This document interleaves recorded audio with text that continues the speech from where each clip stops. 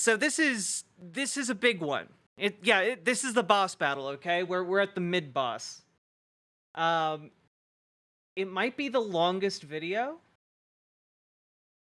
Yes, it is the longest video in the ProPublica playlist. Okay, now this video is titled "Conservative Movement History." So, early on in the ProPublica playlist, we found a video that was basically trying to lay out how this moment of Donald Trump, if he comes into office and they seize power, how that is actually a totally fine and natural offshoot of American history. It was the short version. Now I think we're going to get a more in-depth argument here, and I'm hopeful. I'm hopeful that we're actually going to get like some claims made that aren't just like begging the audience to not do crimes, So hopefully this one's going to be a bit more meaty than the ones we've covered up to this point. But before we get into it, folks, we've been going for an hour and 45 minutes. If you have been enjoying the show or getting anything interesting out of this, please consider trying to drop those subs, donos, memberships. I know that this is boring, but I do think it is very important for us to understand where Project 2025 is coming from, what their plans are, and the rhetoric that they're using in private behind closed doors. Time for Christian dominionism. If I had to guess, Robber ad set, that is what we're about to buckle in for, okay? And also, hit the follow button on Twitch, hit the subscribe button on YouTube, like the YouTube stream. We are 2 follows on Twitch away from 10,700. That'd be pretty cool to hit this stream, because I like kind of round numbers. Yeah, that is a good observation, alt fact. Like, they're not in the video, they're not gonna be like, you are going to break the law for us, but they are gonna let you know, like, yeah, you'll probably be fine if you have a criminal history. Black in the Borg, where have you been? You've been AWOL for a bit. What if in the middle of the next one the guy stops mid-sentence, goes, get out, run, go, while they're distracted, then goes back to talking like nothing happened? That would be one of the most interesting things they could do. All right. Here we go. You were sick? Well, I hope you're feeling better.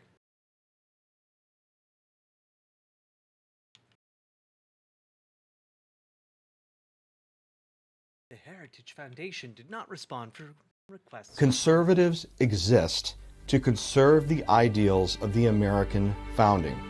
Okay. Yep. This is gonna be another. I'm calling it now. I'm calling my shot. This is gonna be as good as that first video with those 2 unhinged Stepford wives. Okay. First principles and the framework and institutions that made it possible. In the eyes of many in the world, this every 4-year ceremony we accept as normal is nothing less than a miracle. In America, we understand that a nation is only living as long as it is striving. Oh. Only a few generations have been granted the role of defending freedom in its hour of maximum danger. This great nation will endure as it has endured, will revive and will prosper. Whether we go forward together with courage Reagan, or turn back to policies that weakened our economy, diminished our leadership in the world, America's future Here will we be go. in your hands. We're on the roller coaster.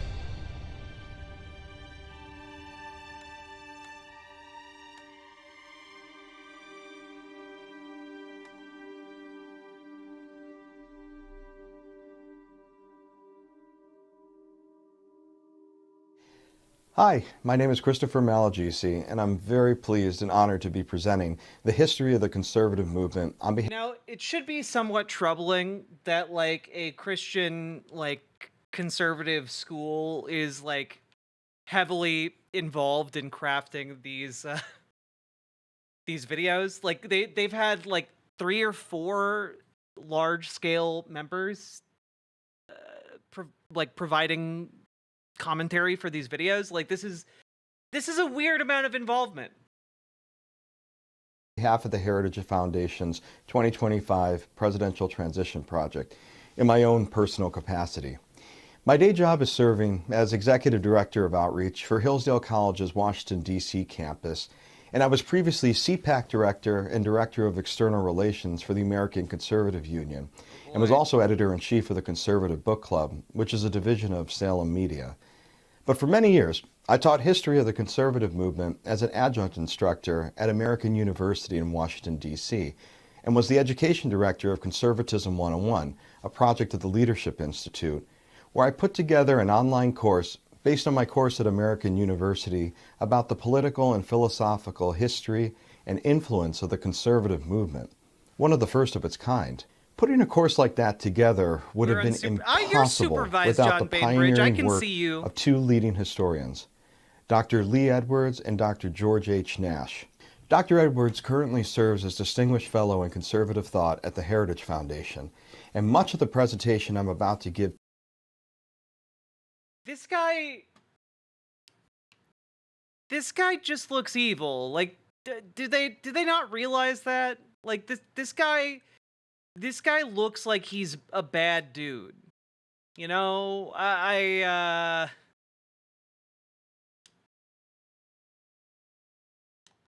just, could these people like maybe try to not be the most evil person you've seen in like 5 minutes? You know, as we watch through these, like, oh damn, she grooving though. Do do do do do do do do do do do do do do do do.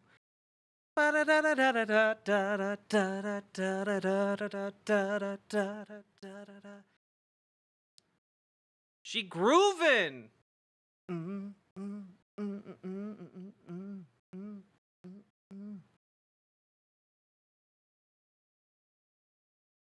This is great. I like this. Oh, you know what? I never noticed before that, interesting bit of lore maybe, but I never noticed that they had barbed wire tied around their legs. That's interesting. All right. Today is based on his many published works, most importantly from his seminal work, The Conservative Revolution, the Movement That Remade America, which is one of the primary texts that I used in my classroom, which is an overview of conservatism from the years 1945 to 2000. The other historian is Dr. George H. Nash, whose groundbreaking book, The Conservative Intellectual Movement in America Since 1945, another of the textbooks that I used, was also incredibly influential in mine and much of the conservative movement's understanding of itself and its philosophical history. He Dr. does Edwards look like and evil Dr. Creed Nash from The are the Office. I was trying to giants figure whose out shoulders who he we looked stand like. on, as well as Thank Dr. you. Edwin Fulner and so many others whom I don't have enough time to list, but who also had a great influence on my own understanding of this great and important movement I've worked in for nearly 2 decades. So what is the conservative movement? How did it begin? Why was it even needed? And what are conservatives inherently trying to conserve? And how did the conservative movement, rooted in Barry Goldwater's catastrophe? You know, a lot of this seems like they covered this in the second video. They're just reiterating a lot of points. This is actually, like, did they forget that they already made this video? Like, did they just, like, what? Why are you doing it again? Catastrophic defeat to Lyndon Johnson in the 1964 presidential election, returned to elect his champion Ronald Reagan just 16 years later. This presentation will be a narrative analyzing the dramatic rise of the conservative movement, primarily from the early progressive era to the Reagan Revolution, exploring how what largely started as a marginalized movement of ideas became a powerful political force that has changed not only America, but the world. Okay. What are conservatives trying to conserve? Tell us more. I want to know. Quite literally, the word conservative means to conserve. The word conserve comes from the Latin word conservare, meaning to keep together. Con meaning together, and servare meaning to keep. Okay. So essentially, conservative means to keep together. And according to the dictionary, conservative means to keep, preserve, keep intact, guard, and protect from harm or destruction. So if one was curious, one might ask, what are American conservatives inherently trying to conserve, to keep together, and protect from harm or destruction? The answer would be American exceptionalism. The idea that Oh, okay. You're just gonna say it out loud, huh? What are we trying to conserve? The idea that Americans are better than anyone else on the planet. Oh. Okay, so you're trying to you're conserving like kind of an ethno-nationalist idea, huh? That's so all right. Okay. Interesting to say the least. All right. America is unique in I the thought this was standard shit. Yeah, but usually they don't make the connection so explicit. You know, usually they're not like. They'll use like flowery language to kind of distance themselves from the point that they're actually trying to make, which is that they're ethno-nationalists, right? But here they're just like, hey, between friends, you know, we're doing this, you know, to be to conserve our racial superiority. This is the flowery language. I disagree. Usually they're going to talk about how they need to conserve American values. They need to conserve, you know, the American way of life. You know, they talk about like that type of thing. And they frame it through a very specific lens to avoid directly engaging with like the fact that their ideas are fundamentally ethno-nationalist, you know? Was I deeper in the hole than I thought? Yeah. Most people don't think about it beyond like, oh yeah, you know, American values. Yeah, because you know we value things, and valuing the things Americans value is good. And you know we could spread those values to other people, and you know they would be happy and feel cool, and you know that would be good. It tends to not be a super deep amount of introspection, you know? The annals of human history, The and that our annals. founding in 1776 was based on certain first principles and ideas that were, in one sense, revolutionary, and in another, based on thousands of years of human history, experience, achievement, acquired. See, like this is the thing, right? They'll start by saying, yeah, America has like exceptionally good ideas. And also there's irreplaceable understandings of what it means to be American, you know, that you can only acquire by being the right kind of person, the white kind of person here in America, you know? Acquired knowledge, customs, and traditions. A lot of loaded language. Russell Kirk, the great American philosopher and traditionalist scholar, said that America was the culmination or benefactor of Western civilization, that it had inherited the best of the great Western traditions, including that of ancient Jerusalem, Athens, Rome, London, and Philadelphia, where our Declaration. Yeah, I've seen Always Sunny in Philadelphia. I know what they add. I know what they're bringing to the table.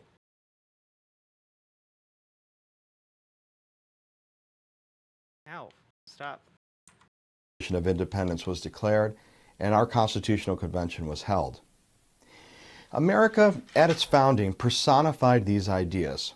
Certainly in our governing documents, there was a reverence to individual liberty, consent of the governed, freedoms of religion and conscience, speech, private property, and a respect for civil society and its institutions, and that all men are created equal and that they are endowed by their Creator with certain unalienable rights, that among these are life. Except, you know, certain people. You know, black and brown people. Yeah.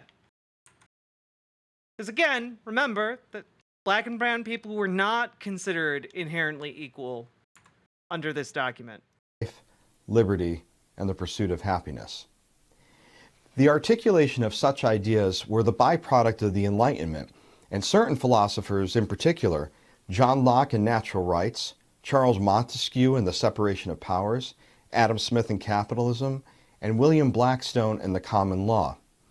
Much of these ideas could be traced back to ideas from antiquity and the Middle Ages, including those espoused by Yeah, because, you know, ideas build off of one another. Like, I hate to break this to racist conservatives, but an awful lot of your ideas that are taken from antiquity also come to you courtesy of Muslim nations, actually.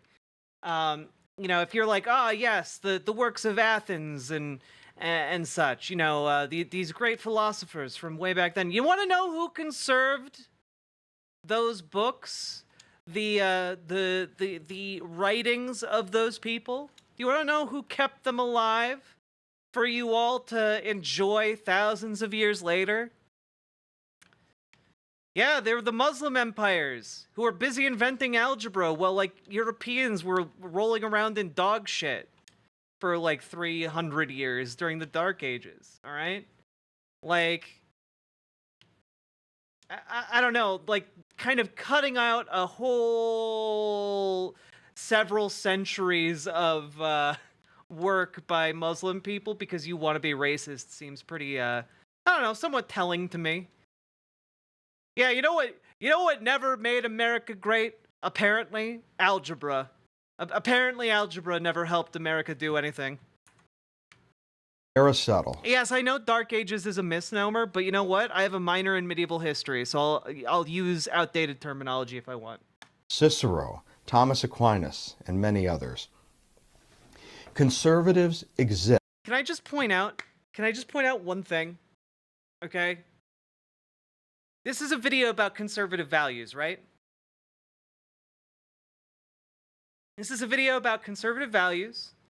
And what's one of the key conservative values as relates to LGBTQ people?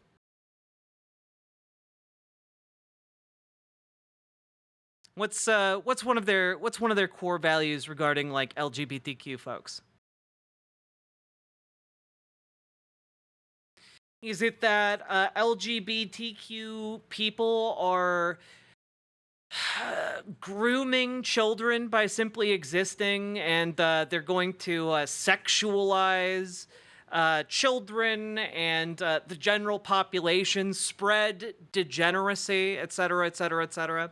Would that be a fair statement for me to make? Yup. Okay. So I want to point out something in this video. I don't know how many of you are paying attention to the visuals here.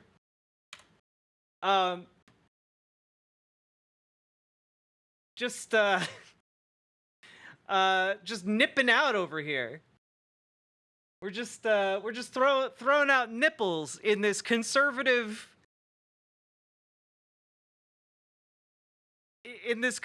propaganda video to, you know, like, remove degeneracy from government. You're throwing up these paintings with people showing their bare breasts. With the you know, I guess as long as it's a holy nip slip, you know, I just you know, as long as it's you know, right in the name of righteousness, nip slips are okay, I guess. Hey Mish, how you doing? Not to sound up my own ass, but this is probably the mythologization of the ideology, a core component of fascism. Suddenly their beliefs have been the right ones for millions of years. No, blacken the board. That's exactly what they're doing, right?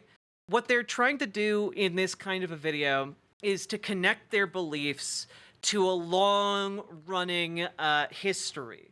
You know, to make it seem like you are furthering a project that your fathers and your fathers' fathers worked on. You know, an honorable endeavor rooted in the inexorable march of history. You carry the weight of your forefathers with you when you come into this office to enact fascism. You are the vanguard of today. You are here to take power and to use it for what is good and just.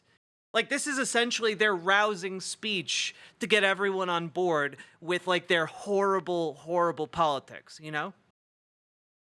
Yeah, this is the final crusade, okay? They just need you to be willing to throw yourself upon the pyre of history in order to, you know, sacrifice yourself in order to achieve greatness. Girl, this is night 4. Yeah, I'm sorry. I know that this is a lot, but we're cooking through these, okay? Yeah, you know, in stark contrast to the Kamala Harris campaign, you are burdened by what has been, you know? So, worth keeping in mind, this is wild.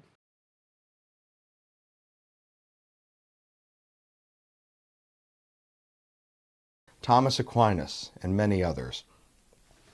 Conservatives, Cicero, Thomas Aquinas, and Just Thomas Aquinas. I can't even with you right now. You're being such a slutty bitch. I can't even with you right now. I need to talk at these other femboy angels, okay? I can't with you right now.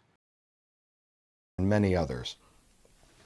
Conservatives exist to conserve the ideals of the American founding, its first principles, and the framework and institutions that made it possible, and the constitutional republic that enabled the greatest experiment in human. No, not Thomas Aquinas. No, that's Vosh if he was a time traveler. No, it's Aqua, like Aquinas. You know, he was making things long before it was cool. Okay.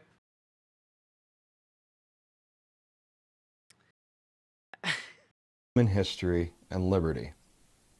So, for about the first 125 years or so of the American Republic, or roughly around from the founding to the late 1800s, early 1900s, much of America was governed by this constitutional framework of traditional checks and balances, separation of powers, federalism. It's interesting how you keep saying separation of powers, but you're not mentioning separation of church and state. Like that's one of the ones you're not talking about. That's so strange. I would have thought that you would have brought that one up by now.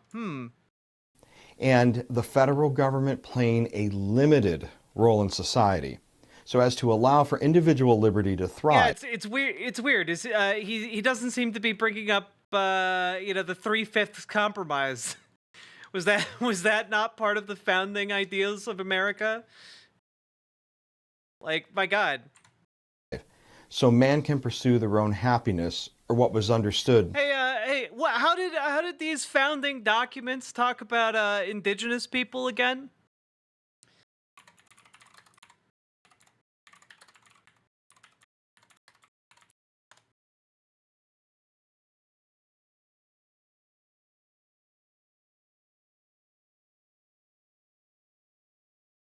Let's see.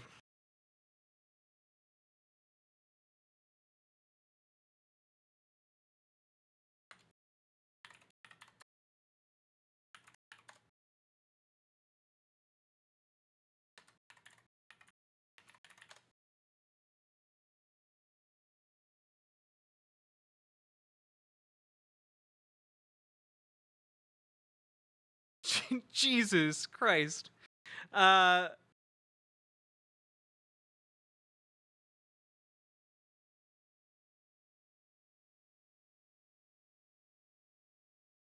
Like, guys, can I just throw this out there? Can I just throw this out here? All right. 2 years ago, all right, they renamed federal lands and removed an indigenous slur, okay? Do you want to know how many federal lands had to be renamed? Anyone want to take a guess at the number?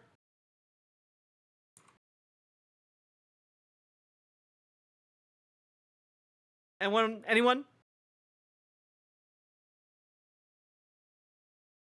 Why was it there in the first place?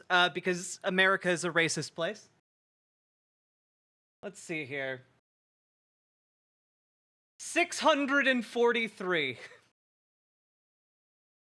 643 were renamed to remove the American colonialist slur used against indigenous women. Which I will not utter. You're not gonna clip me saying it. But that's because Biden appointed Deb Haaland, and she's been quietly doing good work for indigenous folks. But like, that was 2022, okay? Documents and laws about indigenous people made around the same time as the founding of America, okay, were way, way worse. They would, like, in law, talk about how, like, indigenous people were too savage to be able to govern themselves. You know, like absolutely insane.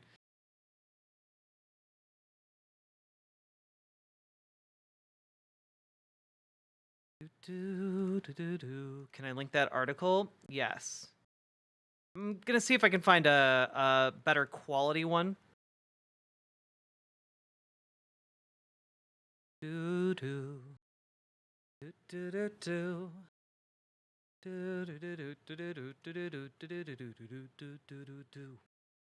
All right, here you go. Here's a Washington Post article by Deb Haaland about removing the slur. There you go. This is probably a better quality article. All right. Anyway. To be virtue. And while striving to be a more perfect union, it was not always perfect. And at times, this was challenged, and rightfully so. America had to fight a civil war for the fulfillment of promises made in our Declaration of Independence to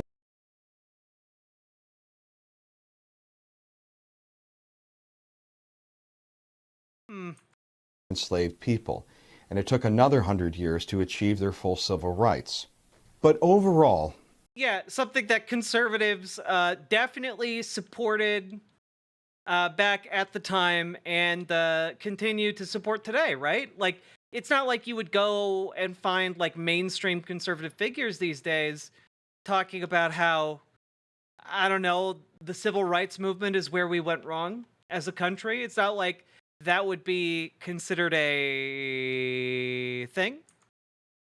Even throughout these and many other challenges, American citizens and our country's leaders generally respected and revered the Constitution, its processes, and accumulated wisdom, and when needed, would prudentially amend it, and they've done so 27 times.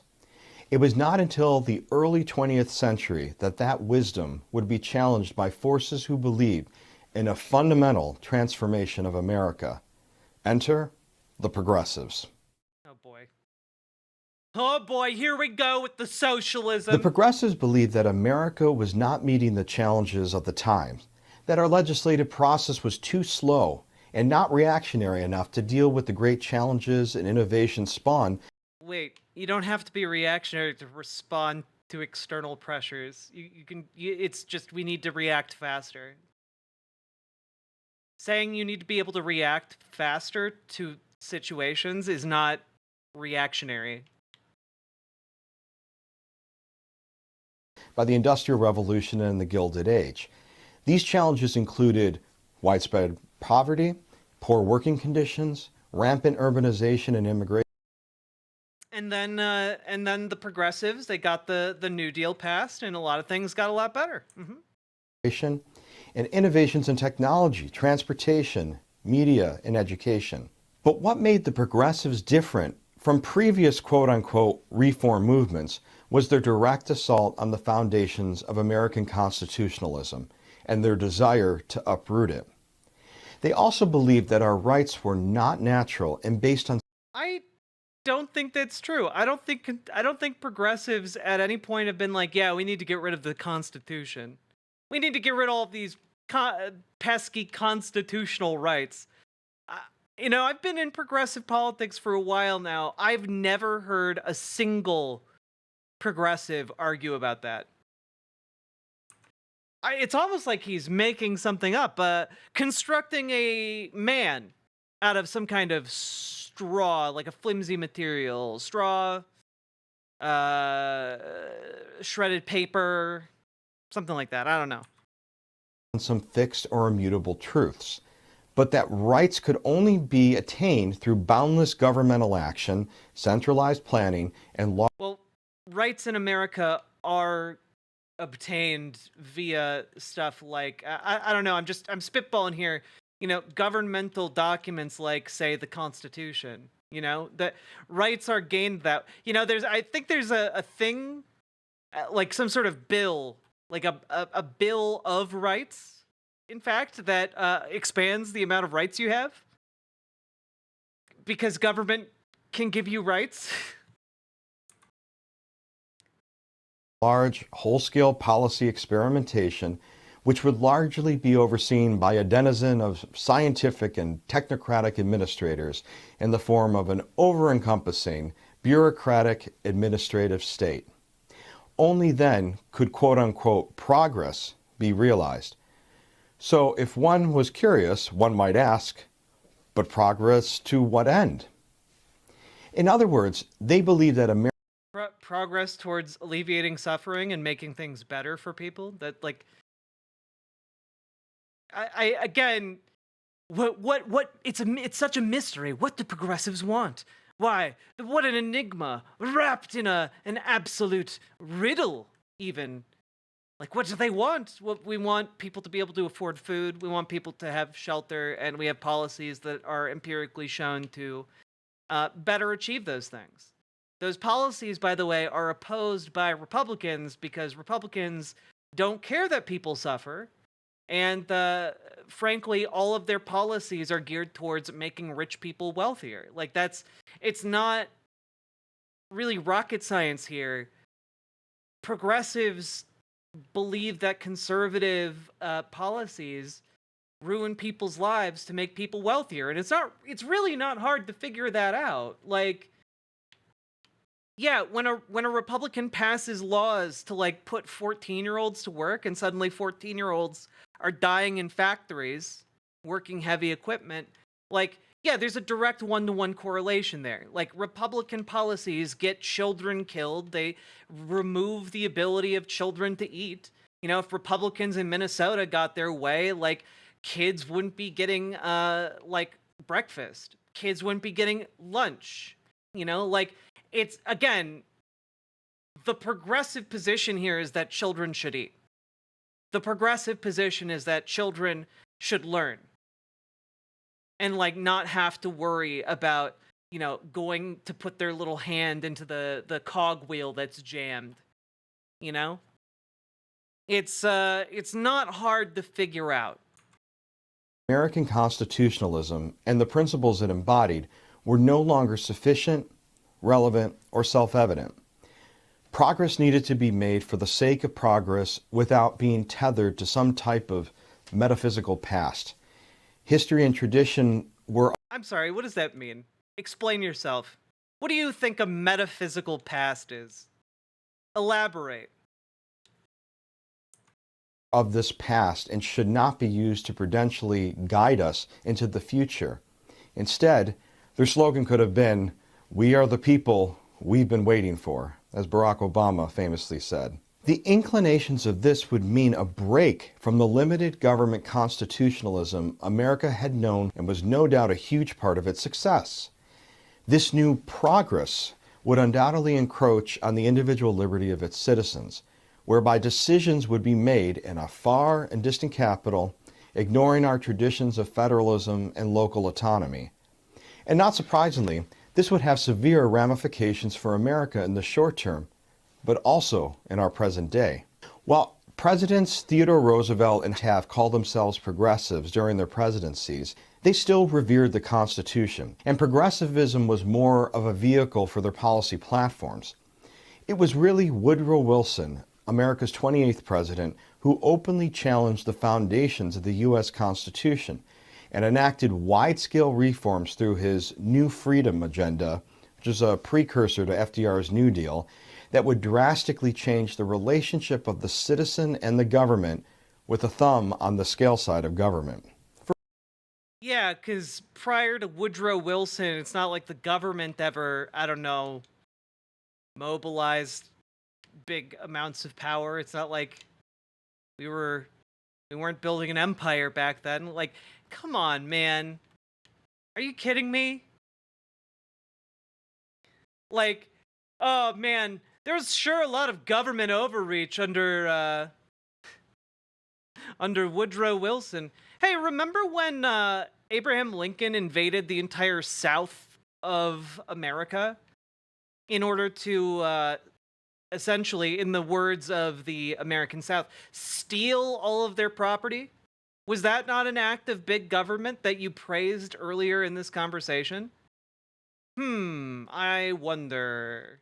I think it is actually good in that case that we had big government.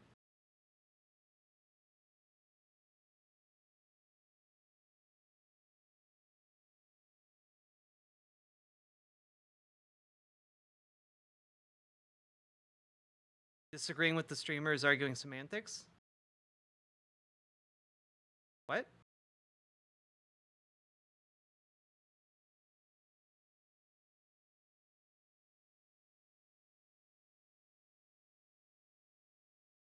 Nani?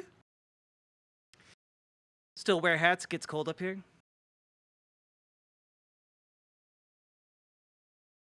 Got a live one? Do we? We just got a Danny Boy the Great and a Mr. Malachite.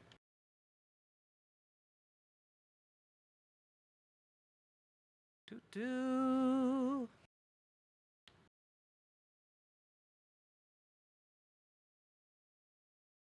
Oh yeah, there's nothing inherent about having something in law that makes it, like, you know, sacrosanct or anything, but in America we tend to treat that as the case, you know?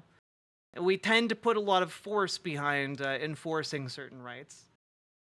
Again, not all rights, but certain rights. Let's see. Let's move on. For instance, it was Wilson who oversaw the implementation of the first federal income tax. Thank you for that. And drastic. Oh, Woodrow Wilson was the devil because of an income tax. Okay. Like a genuinely good progressive tax that targets the wealthiest. I wonder why they have a problem with it. I can't fathom. Began to increase federal spending. And it was his administration that promoted the Federal Reserve Act, which created the Fed and central control of the monetary. Okay, all right. Yeah, because, you know, things were so much better when money wasn't centralized. You know what was great? Having one kind of money in New York and then having another kind of money in North Carolina. And if you did business between those two states, having to, like, change from your North Carolina currency to your New York currency. It was so much better when, like, you know, you could just privately manufacture your own money. Private banks would be able to make money. It's not like there's a huge, well-documented history of how that caused countless economic collapses. My God. Monetary system. He also supported the ill-conceived federal amendment of prohibition and Amendment 17, which led to the direct election of U.S. senators instead of through the state legislatures.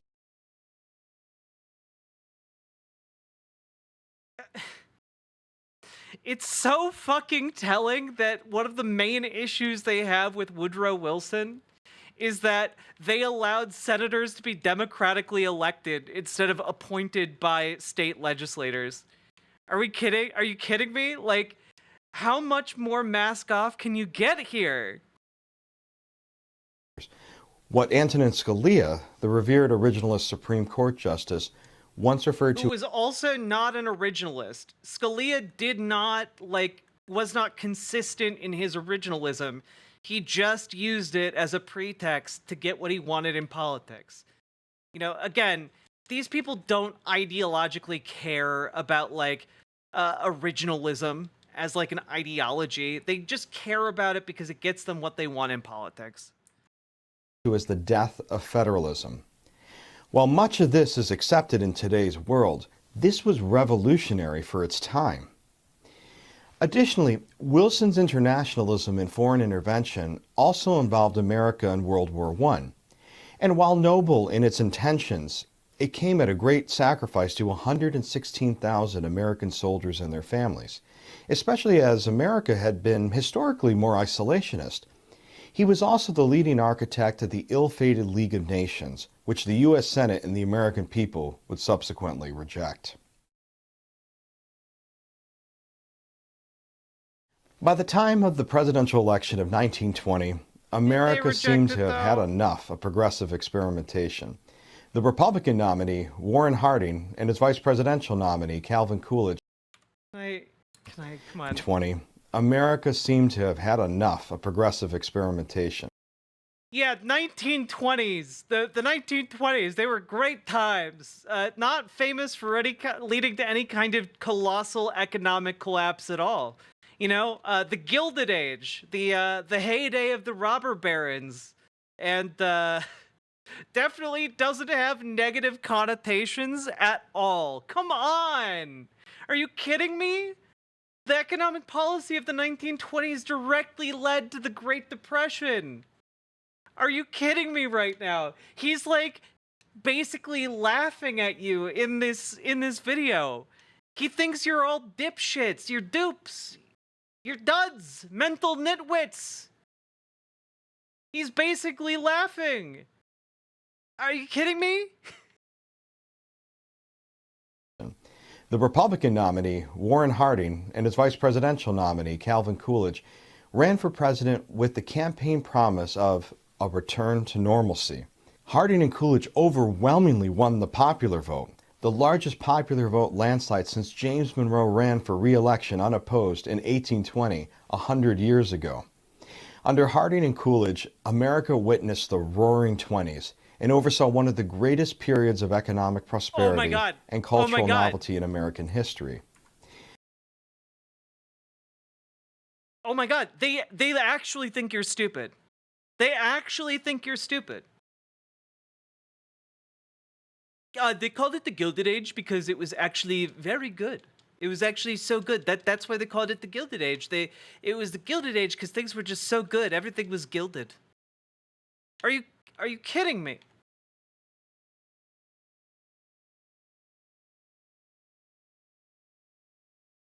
Yeah, what was the end result here? He's gonna try and pin the Great Depression on something else, and I'm guessing it's somehow going to be progressives' fault. But as someone who knows the history, it wasn't the progressives' fault. Oh, he's just gonna, sorry, I should have seen this coming. He's gonna blame it on the Federal Reserve. He's gonna say the Federal Reserve caused the Great Depression, and that if we hadn't had the Federal Reserve, the Great Depression would never have happened. That's his argument. I'm sorry. I'm a fool for not seeing it coming. Harding and Coolidge would begin to swing the pendulum back to limited government, fiscal restraint, non-intervention, and would promote the idea of Americanism, a sense of national pride and esteem for the Constitution. So why do I mention all this? Because this period of time in the early 20th century is really the beginning of a trajectory that solidified the left versus right political dichotomy that still exists today. The early beginnings of a quote-unquote conservative movement, even though it wasn't called that back then, was initially formed in response to the progressive challenge to American constitutionalism in the early 20th century. For the first time in modern American history, there was a real need to organize a movement to conserve the founding, its first principles, and American constitutionalism. Today, we refer to this period. Are you you going to ignore the Great Depression? Of the early conservative movement as the Old Right. Though Harding would die unexpectedly in office in 1923, Coolidge maintained and expanded on Harding's policies. Coolidge was incredibly popular and was elected overwhelmingly in his own right in 1924. And while dismissed as Silent Cal for his perceived unremarkable speeches or brevity, a Coolidge biographer wrote that at the time, Coolidge embodied the spirit and hopes of the middle class, could interpret their longings, and express their opinions. As a quick aside, a story that was widely circulated during Coolidge's time was that someone once told him, "I made a bet today that I could get more than 2 words out of you." And Coolidge replied, "You lose." Fun little aside. In 1928, Coolidge chose not to run for re-election as he believed that if he won, he would serve 10 years as president, which was something no one has ever or should ever aspire to, he believed. Instead, Republican Herbert... Okay, I might be wrong about this, but I'm pretty sure Calvin Coolidge was not like a very beloved president. Like, policy-wise or personality-wise, you know? Like, people didn't like him. They're setting up to smear FDR. Yeah, that's exactly what they're doing. They're attacking all progressives down the line. You know, pretty bold for them to like try and claim patriotism and then attack like the president that oversaw like winning World War II. You know, like, all right. Herbert Hoover, Coolidge's Secretary of Commerce, easily won the presidency against Democrat Al Smith, the current governor of New York. As everyone knows, the country would enter the Great Depression after the stock market crash of 1929. The American public would blame Hoover for not being able to correct the economy and would usher in then New York Governor Franklin Delano Roosevelt to the presidency in 1932 in a landslide election. While FDR did not call himself a progressive, as that term at the time was now out of style, FDR, however, called himself a liberal, but was a great admirer of Woodrow Wilson, and very much believed in using the government en masse to solve society's ills, which at the time was a devastated economy, rampant poverty, and high unemployment. Huh, that's so weird. How did the economy come to be devastated after all the enormous financial success of the 1920s? That's so bizarre. Like everything was going so good. What suddenly made it bad? Did FDR come into office and suddenly things were just dog shit? Is that what happened? Like he did something evil and it was all FDR's fault? Is that what you're going to argue for right now? Oh, just a coincidence. I see. Yeah, makes sense. FDR's New Deal policy experimentation would unleash the government in an unprecedented spending spree and bureaucratic largesse, funded by the largest tax increases in American history, with the top tax level paying as high as 94%, and created the notorious alphabet soup of agencies that attempted to deal with all the economic crises. Dr. Charles Kessler, the senior fellow at the Claremont Institute and editor of the Claremont Review of Books, believes there were 4 major waves of progressivism led by 4 U.S. presidents. And if there was a Mount Rushmore for influential progressive presidents, the 4 heads on it would be Woodrow Wilson, Franklin Roosevelt, Lyndon Johnson, and Barack Obama. During each of these presidencies, America saw a government expansion of powers the likes of which America had never seen before. The sheer size and scope of the New Deal agenda, the high tax rate increases, the constitutional crisis surrounding FDR's court packing attempts, and eventually FDR's promise of a second Bill of Rights, whereby government promised a never-ending involvement in our daily lives, would lead to the formation. Yeah, having more rights was bad. The Founding Fathers really overstepped themselves when it came to their Bill of Rights. That's right. You shouldn't have a Bill of Rights. You should have, you know, like, just natural rights that are not recognized by law. Yep. Of a congressional conservative coalition that sought to halt further New Deal legislation. They believed that Use much of the bland, New true. Deal policies were not working and gave government way too much power, and that it was actually the economic ingenuity and production during World War II that got us out of the Great Depression, not the alphabet soup of agencies. And while historians justifiably credit FDR's steadfast wartime leadership in helping to win World War II and calm a fearful nation that had been attacked, it was his domestic agenda legacy that would solidify a quote-unquote new right, similar to the old right in many ways, but with new and serious challenges. The new right would rise to repudiate the large-scale New Deal expansions of government, identify and diagnose a societal post-war moral and cultural decline, and raise the alarm to the rising international communist threat during the beginnings of the nuclear age, which would threaten all of humanity. Senator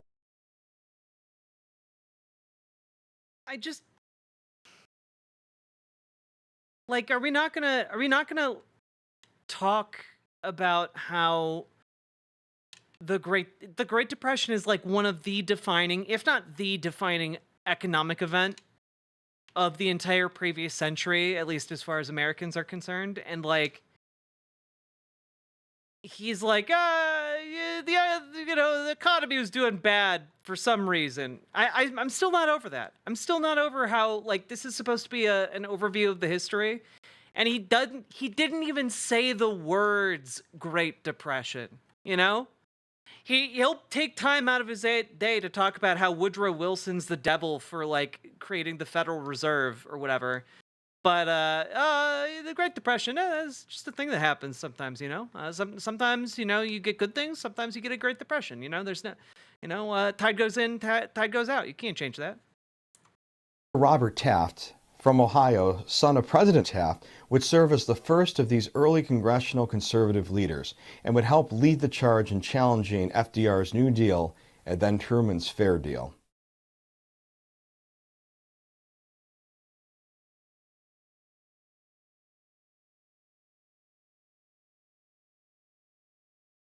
In 1950, the liberal critic Lionel Trilling once famously said that liberalism is not only the dominant, but even the sole intellectual tradition in America. He went on to state that while a conservative or reactionary impulse did exist, it expressed itself only in irritable mental gestures which seems to resemble ideas. Flattering.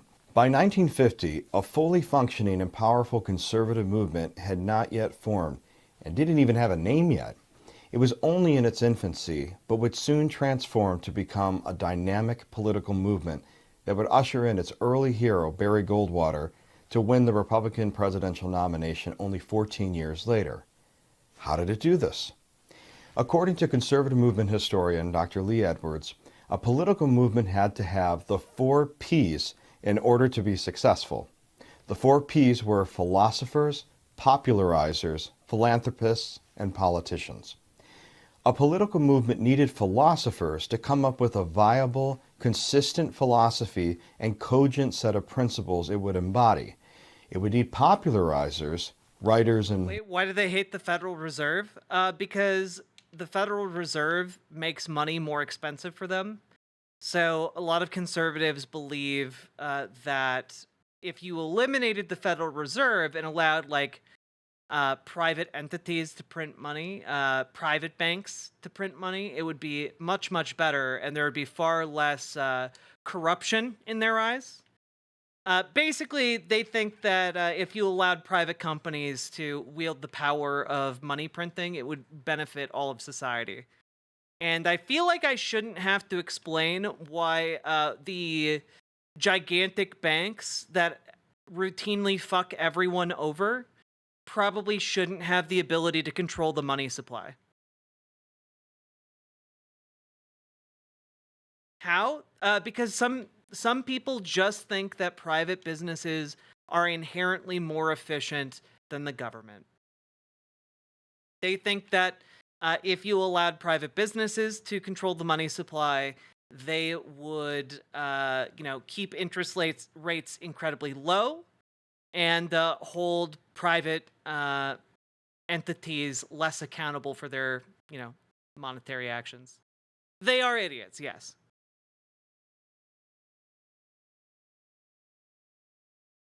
Yeah, Euro conservatives don't tend to hate centralized banking in Europe, as far as I have been able to tell. Members of the media to promote their ideas to a wide audience and create a national constituency.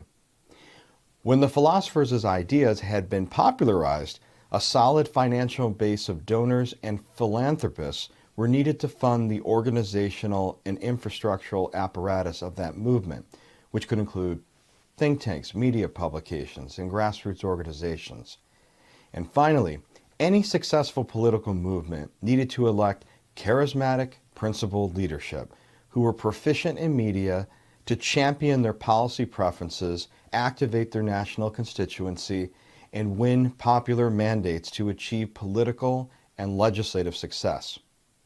So we begin our story of the philosophers by analyzing three disparate groups of thought leaders whose ideas would become the basis of this new right and burgeoning conservative movement in the post-FDR, post-World War II era. According to conservative historian Dr. George H. Nash, these three groups would make up what would be called the conservative three-legged stool. They were the classical liberals and libertarians, the traditionalists, and the anti-communists.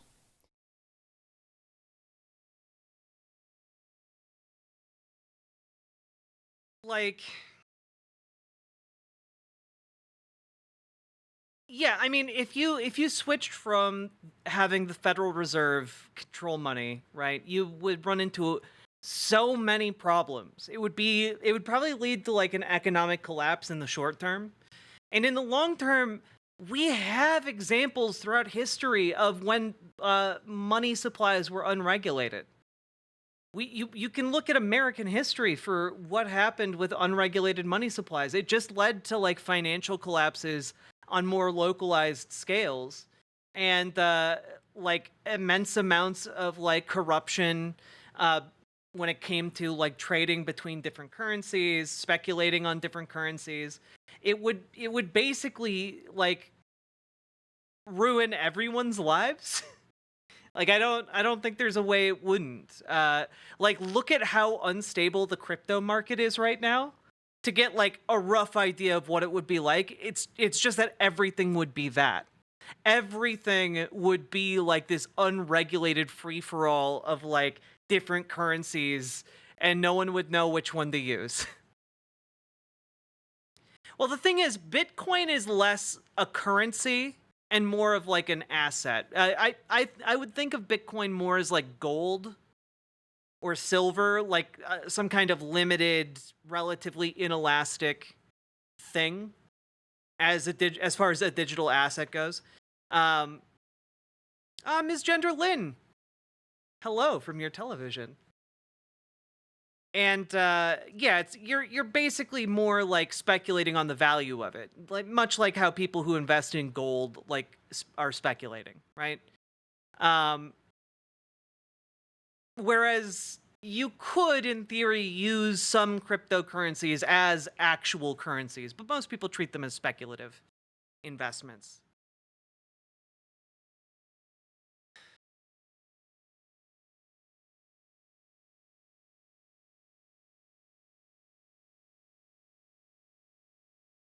Did I use inelastic wrong?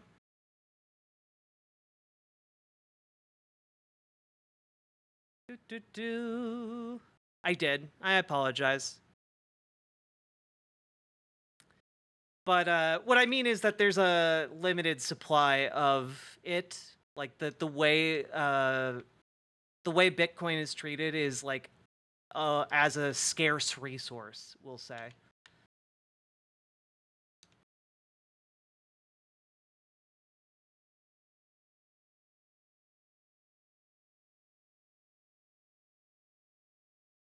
It fluctuates heaps.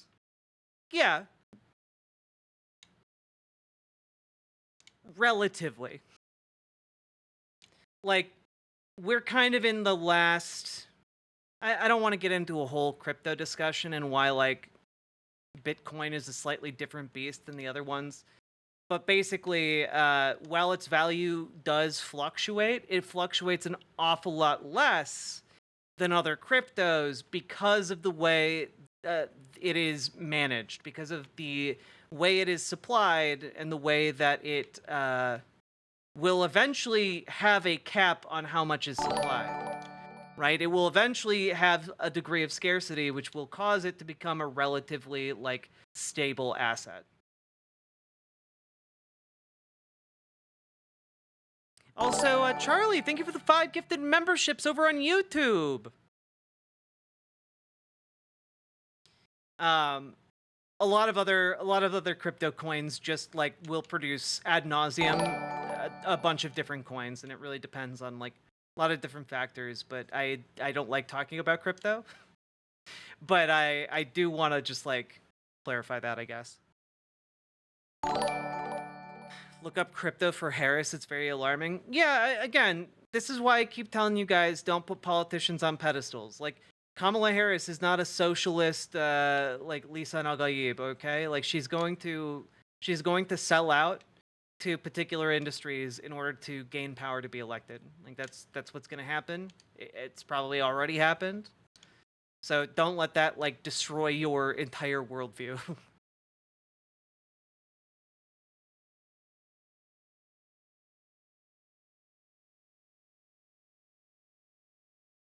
Yeah, my understanding is that like Argentina is switching over, like a lot of the people who live in Argentina are switching over to crypto because it's way more stable than Argentinian currency. Never got into that crypto shit. That's a good, you know what? You shouldn't get into crypto shit. Like, you should invest in like slow paced, relatively stable index funds. If you're gonna invest at all, okay? Index funds can be relatively safe in a wider market, all right? Because generally, if you're investing at this point in your lives, I'm assuming many of you are young, you want to invest in something that is going to get you a stable return over a long time, where you can just put investment funds into it and not look at it again. You shouldn't be, if you are like a small money person, doing like day trading shit. Like, if you're trying to be a day trader, it's going to come and bite you in the ass unless you wind up having a knack for it. Anyway, this is all... That's all why they hate the Federal Reserve. I hope that clears it up. The first group we'll explore are the classical liberals and libertarians. According the classical liberals, like Dave Rubin. Tell me more. To Dr. Nash, they resisted the threat of the ever-expanding state to liberty, private enterprise, and individualism. They were convinced that America was rapidly drifting towards statism or socialism, and offered a spirited defense for the free market, free enterprise, a return to laissez-faire economics, lower taxation, and limited government. Their most prominent early... Like, I'll cop to it. I made some money off of crypto. Not like a ton, but I did. But you should not do it regularly. I would not recommend it. Leader was economist Friedrich von Hayek, or who was also known as F.A. Hayek. Hayek's seminal work, The Road to Serfdom, written in 1944, would be the ember that sparked this revival of classical liberalism and would revolt against the zeitgeist of the time, Keynesian economics. The main thesis of the book was that tyranny inevitably results from government control of economic decision-making through central planning. Central planning, or socialism, would inevitably lead... Wait, that's not what socialism means, though. So socialism isn't when the government does stuff, okay? Like, that isn't actually the case. Socialism is when the government does stuff. Wait a minute. No, not like that. Look, socialism isn't when the government does stuff, okay, folks? Like, it's just not. Socialism is when workers control the means of production. You know, when they own it. Like, that's the fundamental thing, like, that socialism is all about. So, like, when people like this ghoul are like, yes, central planning, when the government plans economic concepts, that's socialism. No, it's not. No, you're just wrong. You could choose to not be wrong. You could educate yourself, but you are instead being wrong. The people down a road to serfdom or totalitarianism, as was seen in the Soviet Union. Hayek said the title of the book... Again, this is why a lot of people, a lot of economists in particular, talk about how the Soviet Union was actually state capitalist, because the state controlled the means of production. The state controlled workers' workplaces. The workers weren't controlling those things. And instead, the state wound up operating on a global level as large capitalist enterprises. You know, they still had to engage in trade. They had to engage with the wider global capitalist framework. And so in order to do so, they formed national companies, right? And a lot of those companies, by the way, a lot of them continued to exist. You know, we still have in Russia, Gazprom, a lot of these like national gas companies that effectively operate as private industry. But they are endorsed and propped up by the state. This is, again, and I wouldn't say that Russia today has an economy like the USSR, but there is some overlap, all right? And I don't know. I hope that my rambling here, I'm realizing I'm rambling. I hope you guys understand what I'm trying to say. If you have questions, please ask. Was inspired by French philosopher Alexis de Tocqueville and his writings on the road to servitude. While published in 1944, it would not actually be till April 1945 when Reader's Digest, one of the most popular magazines in America at the time, published an abridged version of the book that would bring it to a far wider audience beyond the academic world. Hayek is also responsible for founding the Mount Pelerin Society in 1947, an influential international organization of economists, philosophers, historians, intellectuals, and business leaders that help revive and coalesce a worldwide coalition of free market advocates. Another popular and influential figure was economist Milton Friedman and his books, in particular, Capitalism and Freedom, written in 1962, with the premise that economic freedom is a necessary precondition for political freedom, and his other book, Free to Choose, which was written in 1980 and based on his popular subsequent television series. Both Hayek and Friedman are properly credited for popularizing a classical liberal revival. Other popular early economic influencers in their published works that helped define this... If socialism isn't when the government does things, how does the government mandated bugs to eat? Us socialists are working on how to mandate the bugs, okay? That's a joke if you're a conservative watching. That's a joke. We're not working on trying to do that. No one wants to eat the bugs. Leftists also don't want to eat the bugs, okay? You think those, like, latte swilling liberals want to eat bugs? No, they don't. Thought group were Albert J. Nock in his book Memoirs of a Superfluous Man, written in 1943, Henry Hazlitt in his book Economics in One Lesson. If you've eaten lobster or crab or shrimp, congrats, you've eaten a bug. I agree, and this is why I object to them on principle. Though I have been known to eat some popcorn shrimp from time to time, okay?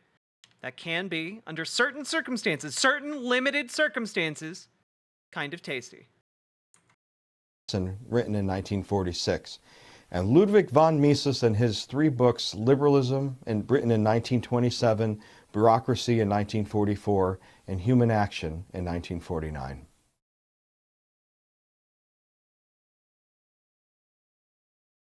Concurrently and independently, the second group of thought leaders were the traditionalists. According to Dr. Nash, a second school of thought emerged who were shocked by totalitarianism, total war, and the development of secular, rootless, mass society during the 1930s and 1940s. After World War II and the horror of... Yeah. They were really horrified by all the secular ideas that were allowing people like Jewish people and Muslims to come to America. It was very disturbing at the time, you know, for racists.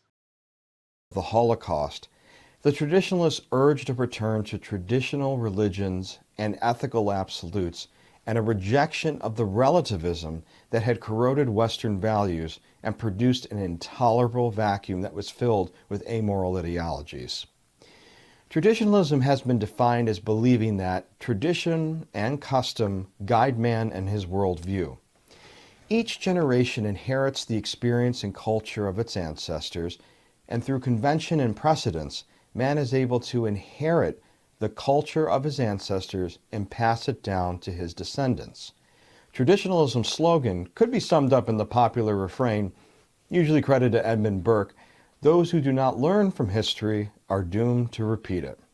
Yeah, which is why it's particularly telling that you skipped the entire Great Depression. You know, it's why it seems particularly interesting that you're leaving out some pretty gigantic and relevant bits of history. You know, I couldn't help but notice that. You did that so many times, repeatedly. Their most prominent early leader was the philosopher and political theorist Russell Kirk. Kirk's most noteworthy work, which was actually a published version of his doctoral dissertation, was titled The Conservative Mind, From Burke to Eliot, published in 1953, a providential year in conservatism's history. It was a scholarly Finance question, but what do you think of CDs compared to index funds? CDs are also okay, but like generally speaking, you're gonna get a better return off of index funds than you are from like CDs. CDs generally, especially in times like right now, their terms are not particularly great for you because what you're essentially doing with a CD is you're giving a bank, usually a private bank, your money, and then after a term of like, 2 years, 5 years, 10 years, they give that money back to you plus like a cumulative interest, and it's not usually a lot of money. Like the interest is usually very low. You're not going to be making a good return on that.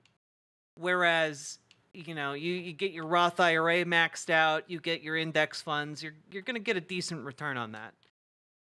Especially if you're younger, you can afford to maybe put the setting on your index fund or your Roth IRA investment to be like a little bit edgier, a little bit riskier. You might be, you're gonna, in the long run, you're gonna make a little bit more of a return. Just don't go too risky because, markets are volatile. Not financial advice, but kind of financial advice. Legally, though, not financial advice. Masterpiece linking an intellectual heritage of conservative thought from the time of the founders to the present day, with a special appreciation for Edmund Burke, Alexis de Tocqueville, and the Anglo-American philosophical tradition. Kirk believed that... Man, it's so interesting, like the racialized language throughout all of this, like the Anglo-American philosophical tradition? Are you kidding me? Like, he's just looking you in the face and saying, yeah, the white philosophical tradition. Because he doesn't want you to look up the philosophical tradition of, hey, what were black philosophers talking about around this time?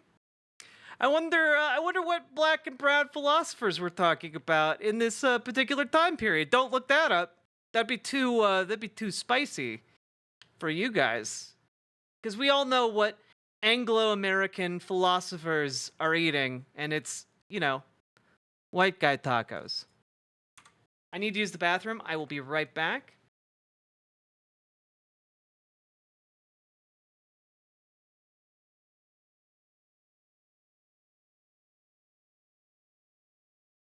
I can imagine what can be and be unburdened by what has been, What can be, unburdened by what has been. What can be, unburdened by what has been. What can be, unburdened by what has been. What can be, unburdened by what has been. What we can see, what we believe can be, unburdened by what has been. What can be, unburdened by what has been. What can be, unburdened by what has been. What can be, Unburdened by what has been. What can be, unburdened by what has been. Who we can be, unburdened by who we have been. what can be, unburdened by what has been. Where we can be, unburdened by where we have been, and unburdened by where we are right now. What can be, unburdened by what has been. What can be, unburdened by what has been. What can be, unburdened by what has been. What could be,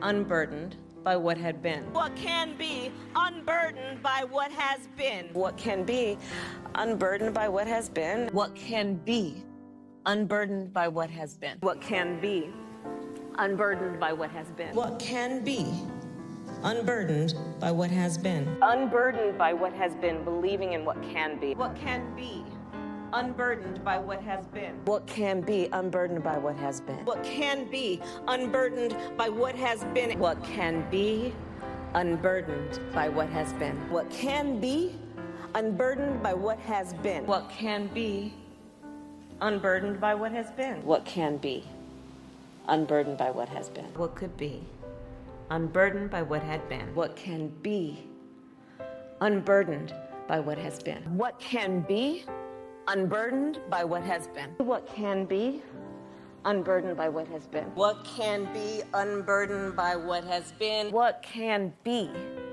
what should be, unburdened by what has been. What can be, unburdened by what has been. What can be, unburdened by what has been. See what can be unburdened by what has been. What can be, unburdened by what has been. What can be, unburdened by what has been. Unburdened by what has been and knowing what can be. Have a sense of vision about what can be unburdened by what has been. To see what can be unburdened by what has been. What can be, unburdened by what has been. What can be, unburdened by what has been. What could be, unburdened by what had been. What can be unburdened by what has been. What can be, unburdened by what has been. Where we can be unburdened by where we have been. What was possible, unburdened by what has been. What can be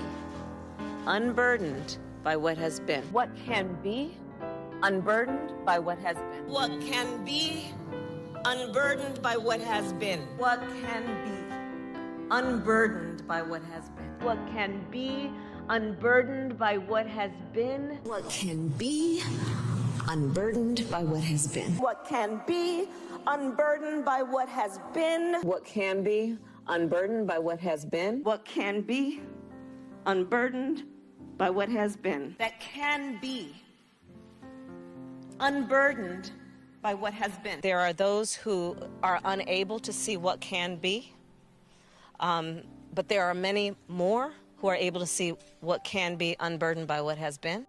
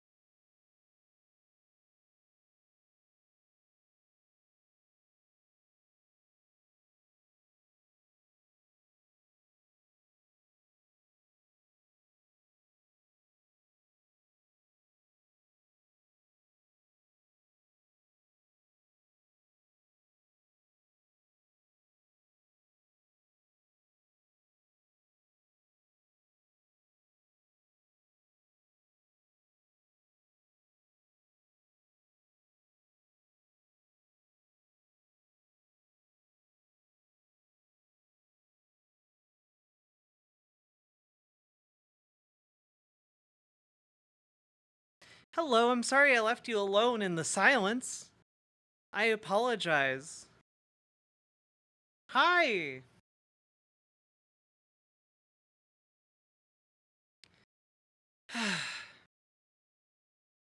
Jack is a pretty trans lady and not a financial advisor. Nothing she says should be construed as financial advice or legal advice. Please don't base your decisions solely on the advice of a pretty lady. True. True. Oh, what's all this then? Is this a stream? Are we streaming up in here? My camera's very dark. Why is that?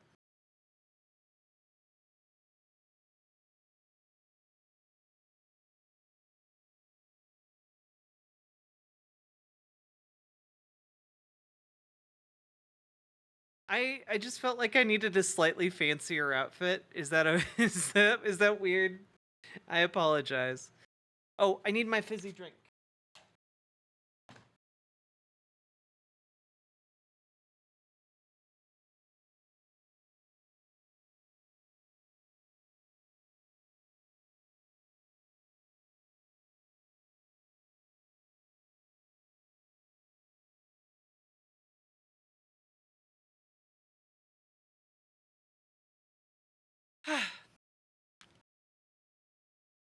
Okay. We're doing a little streaming as a treat. Let's see here.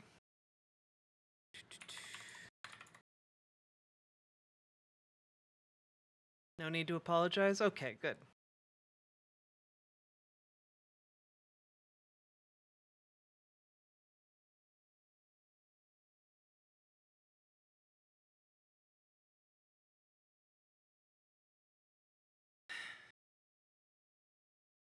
Maybe it's my economics degree that has poisoned me, but I like talking about money here. Money is really fascinating. It's not one of my strong suits, like topic wise. I feel like I have a decent grasp on it when it comes to like labor. I have enough knowledge of it to get by, but not like I don't got my degree in economics, you know. All right, we ready to continue? Once you go black, you don't want to go back, Jack? Take your word on that. And with that, let's hop back in. I was right, by the way. This guy is providing us a lot of food for thought. I'm enjoying going over his video, even though he's really full of shit and blatantly trying to manipulate gullible conservatives who volunteered for this position, who don't have the intellectual curiosity necessary to like fact check this guy. Tradition, order, and freedom were inseparable. The book was well received and helped legitimize the burgeoning conservative movement, and many historians credit the popularity of the book for popularizing the term conservative and giving the conservative movement its name, still used today. Another critical contributor to the traditionalist cause was Richard Weaver, whose seminal text, Ideas Have Consequences, was written in 1948. Its thesis was that the beginning of Western decline occurred when man flirted with nominalism, or the rejection of absolute truths. One other important figure was American sociologist Robert Nisbet. His influential book, The Quest for Community, A Study in the Ethics of Order and Freedom, was written in 1953, the same year as The Conservative Mind was published. His thesis was, the history of the West since the end of the Middle Ages was the story of decline of intermediate associations between the individual and the state. The weakening and dissolution of such ties as family, church, guild, and neighborhood had not, as many had hoped, liberated men. Instead, it had produced alienation, isolation, spiritual desolation, and the growth of mass man. But man cannot live in Hobbesian isolation, and so to satisfy his longings, he seeks out community, eventually finding it in the totalitarian state.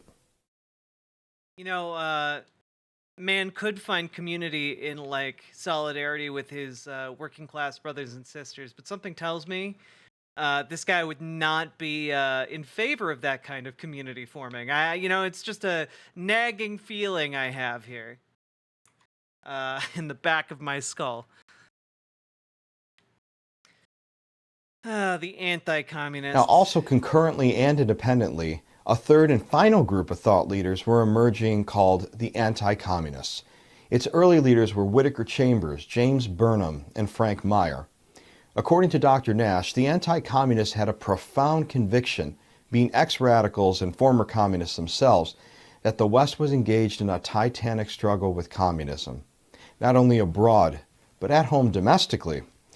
Communism, the economic and political theories espoused by Karl Marx, Friedrich Engels, and Vladimir Lenin, were a complete repudiation of the West, including the cherished ideas of representative democracy, free market economics. I do really, really, really want to stress this.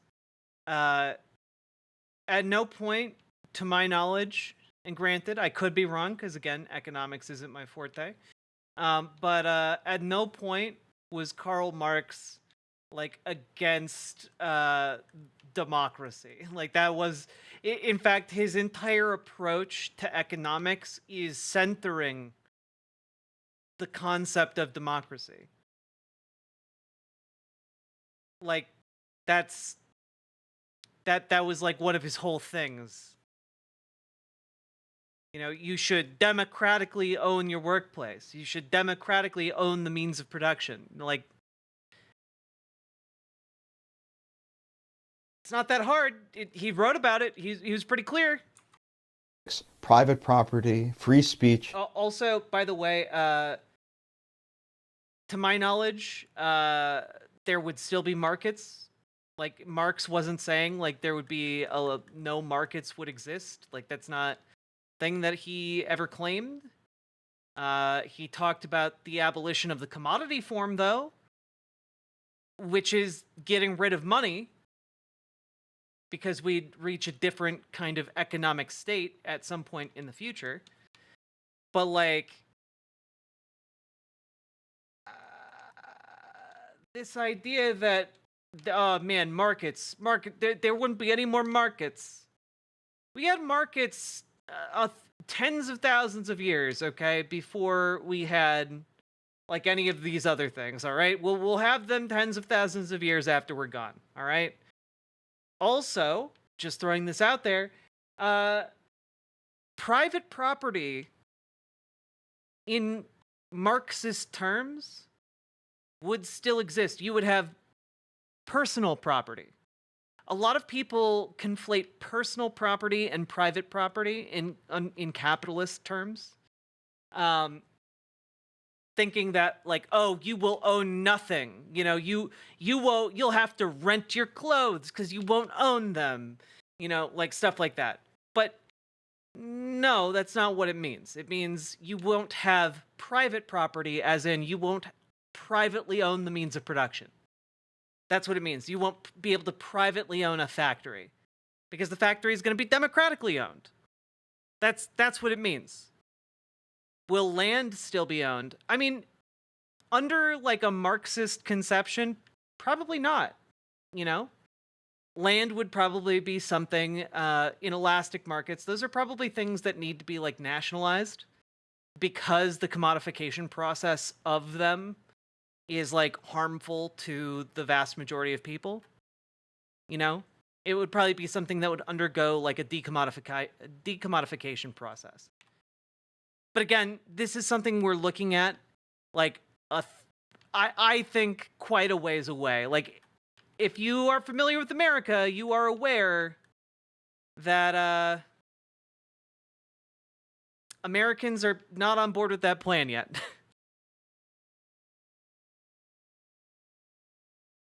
So, like, yeah. Did that clarify things? Like, you're going to have, like, democratic ownership of inelastic things. You're going to have, via, like, the state, you, like, figure out how those inelastic things are done on a state level. Whereas on when it comes to like private goods, food, etc., like you would have that democratically owned by the workers.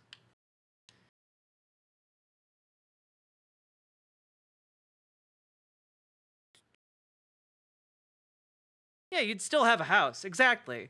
Like saying you wouldn't have private property is like a scare tactic that is often used here, but that isn't what it would mean. Like people would still have the house they live in, you know? Like you live there. That's the place you live. That's your thing. Would you have 5 houses that you're renting like 3 of them out as Airbnbs? No.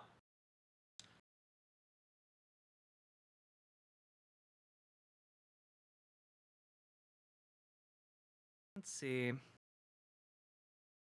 Like, can you understand why people who don't own their houses find the idea some nebulous landlord in Hawaii won't have control over their house appealing? Exactly, right? I once had a Christian Republican help me vote blue by giving me postage. He second-guessed it after I said I was Democrat at the time, but hey, I got mine. Well, that's decent of him.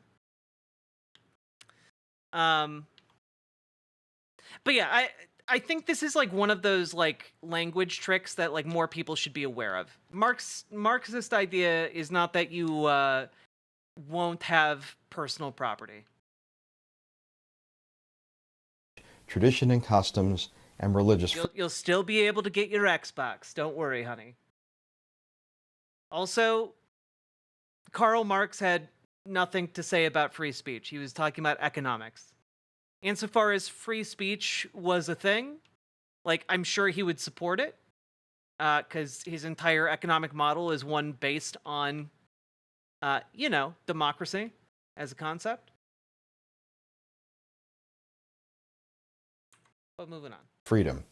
Soviet communism called for a worldwide workers' revolution that would end up killing at least 100 million people around the world, under leaders such as Joseph Stalin, Pol Pot, Fidel Castro, and especially Mao Zedong. Yeah, that was bad. Also, they didn't really achieve any socialism or communism. So, something to be aware of. That they were totalitarian dictators, they were authoritarians, they were bad, etc., etc. Whittaker Chambers, the former Soviet spy, would testify in Congress in 1948 that there was a deep-seated communist infiltration in the United States government that needed to be rooted out. His congressional testimony would famously lead to the... Yeah, I'm sure he wasn't coerced at all. Don't look into that story. Criminal indictment of Alger Hiss, a popular State Department official famously outed by Chambers as a Soviet spy. Chambers would publish his autobiographical account in his book Witness, which was written in 1952. Special attention should be paid to his emotional opening called Letter to My Children. Another preeminent anti-communist figure was James Burnham. A former Trotskyite, he rejected so-called containment of communism and urged for a rollback of communism worldwide.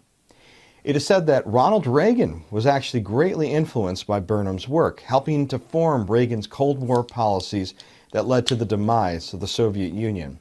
Burnham outlined much of his thinking in a 3-part book series, including The Struggle for the World, written in 1947, The Coming Defeat of Communism, and... I just want us all to take a moment to recognize that this motherfucker cited the opening salvo of the McCarthyite era.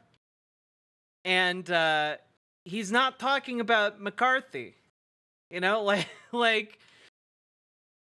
guy is like, oh yeah, this guy testified that there was a widespread infestation of communists in America.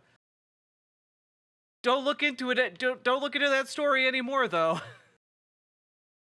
It's pretty wild, that testimony kickstarted the entire Red Scare in America based off of basically nothing.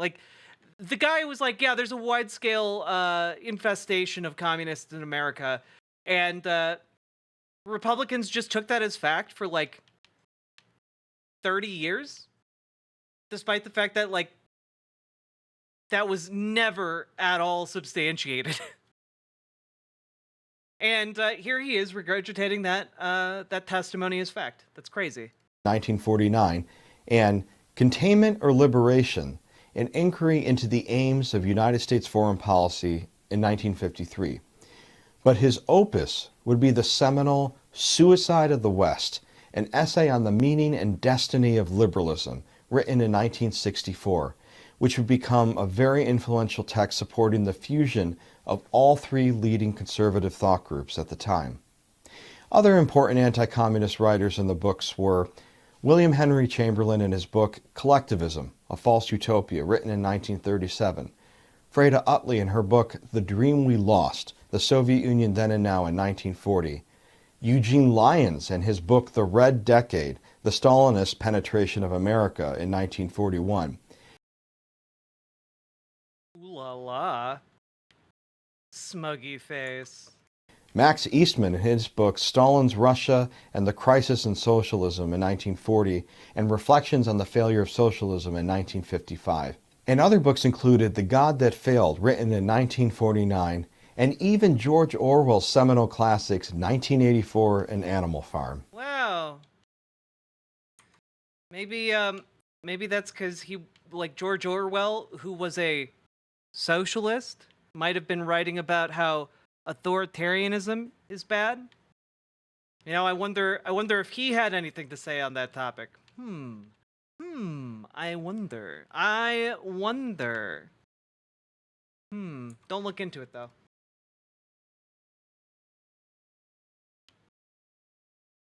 As each of these thought groups began to grow in influence in the late 40s and 1950s, astute observers realized that a consolidation of sorts would be needed and helpful in order to have real political influence.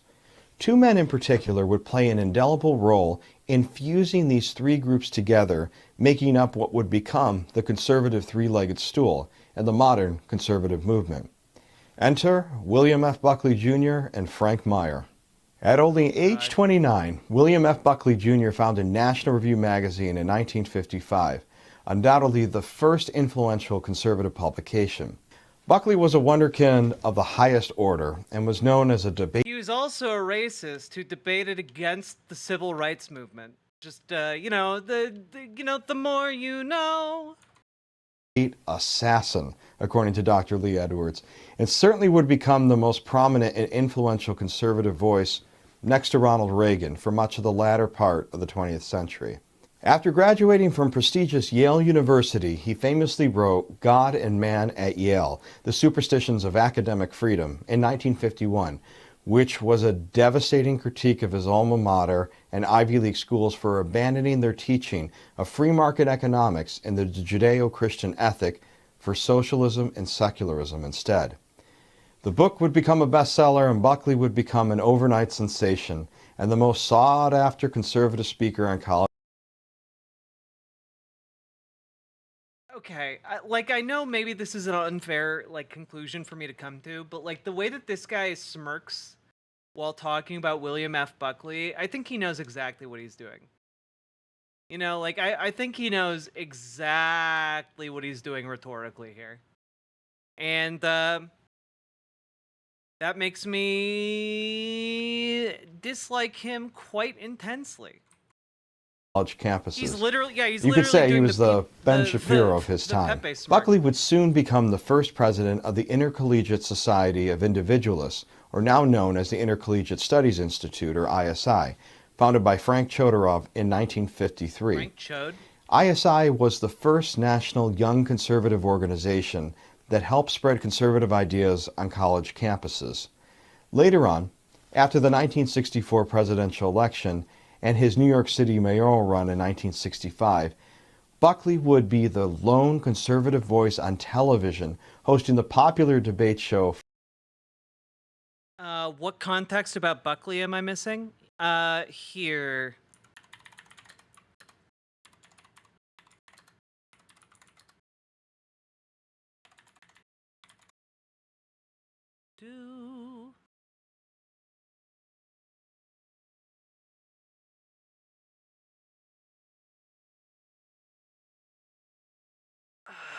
do we? Man, if we go into this, this could legitimately like derail us for a while. But long story short, there's an incredibly famous debate between William F. Buckley and James Baldwin. Visitors to the House. I can honestly say, however, Mr. James conservative himself by fine and married person.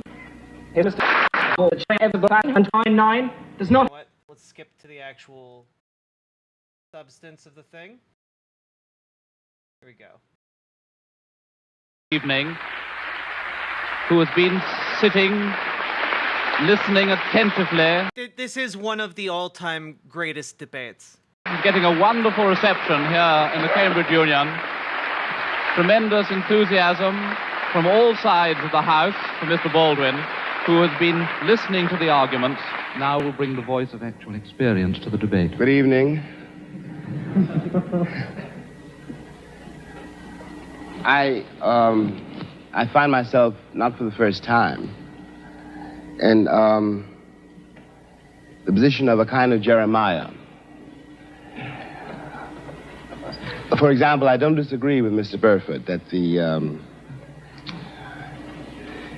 inequality suffered by the American Negro population of the United States has hindered the American dream. Indeed, it has. I quarrel with some other things he has to say. The other, deeper element of a certain awkwardness I feel has to do with it has to do with one's point of view. I have to put it that way. One's sense, one's system of reality. It would seem to me that the proposition before the House, if I put it that way, is the American dream at the expense of the American Negro, or the American dream is at the expense of the American Negro, is a question hideously loaded, and that one's response to that question, or one's reaction to that question, has to depend on an effect on where you find yourself in the world, what your sense of reality is, what your system of reality is. That is... I do want to point out, this was back when they still taught rhetoric in school. So a lot of people had a lot better rhetorical skills. And James Baldwin is like one of the best of all time. It depends on assumptions which we hold so deeply as to be scarcely aware of them. A white South African, or a Mississippi sharecropper, or a Mississippi sheriff, or a Frenchman driven out of Algeria, all have, at bottom, a system of reality which compels them to, for example, in the case of the French exile from Algeria, to defend French reasons for having ruled Algeria. The Mississippi or the Alabama sheriff, who really does believe when he's facing a Negro boy or girl, that this woman, this man, this child, must be insane to attack the system to which he owes his entire identity.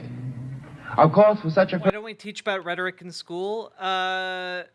It's complicated, but part of it is to do with the obscene focus on like STEM fields and like return on investment. Like it's not, as far as like public education goes, there's not a huge return on your investment for making like eloquent, adults, as opposed to adults who are, well-versed in other things that return more value to the nation, if that makes sense. Does that make sense? It's very cynical, but like ultimately, like that's kind of the reason. Ow. Person, the proposition of which we're trying to discuss here tonight does not exist. And on the other hand, I have to speak as one of the people. Also, the means by which we have communicated have changed quite a bit from then to now. Who've been most attacked by what we must now here call the Western or the European system of reality. What white people in the world, the doctrine of white supremacy, I hate to say it here, comes from Europe. That's how it got to America. Beneath, then, whatever one's reaction to this proposition is, has to be the question of whether or not civilizations can be considered as such equal, or whether one civilization has the right to overtake and subjugate and in fact to destroy another. Now what happens when that happens? Leaving aside all the physical facts which one can quote, leaving aside rape or murder, leaving aside the bloody catalog of oppression, which we are in one way too familiar with already, what this does to the subjugated, the most private, the most serious thing this does to the subjugated, is to destroy his sense of reality. It destroys, for example, his father's authority over him. His father can no longer tell him anything because the past has disappeared, and his father has no power in the world. This means, in the case of an American Negro, born in that glittering republic, and in the moment you are born, since you don't know any better, every stick and stone and every face is white, and since you have not yet seen a mirror, you suppose that you are too. It comes as a great shock around the age of 5 or 6 or 7 to discover that the flag to which you have pledged allegiance, along with everybody else, has not pledged allegiance to you. It comes as a great shock to discover that Gary Cooper killing off the Indians when you were rooting for Gary Cooper, that the Indians were you. What he's describing here still happens today. Like, there are still, like, a lot of people from minority backgrounds will grow up watching, you know, like what he describes, old-time Westerns, and where you're rooting for the good guy. You know, you're rooting for the protagonist of the story who wants to, you know, save the girl and, like, all that jazz, right? And it then only occurs later, after time has gone by, that, yeah, you were the bad guy in that story. It's really sad. It's really sad to suddenly find out that you were the baddie.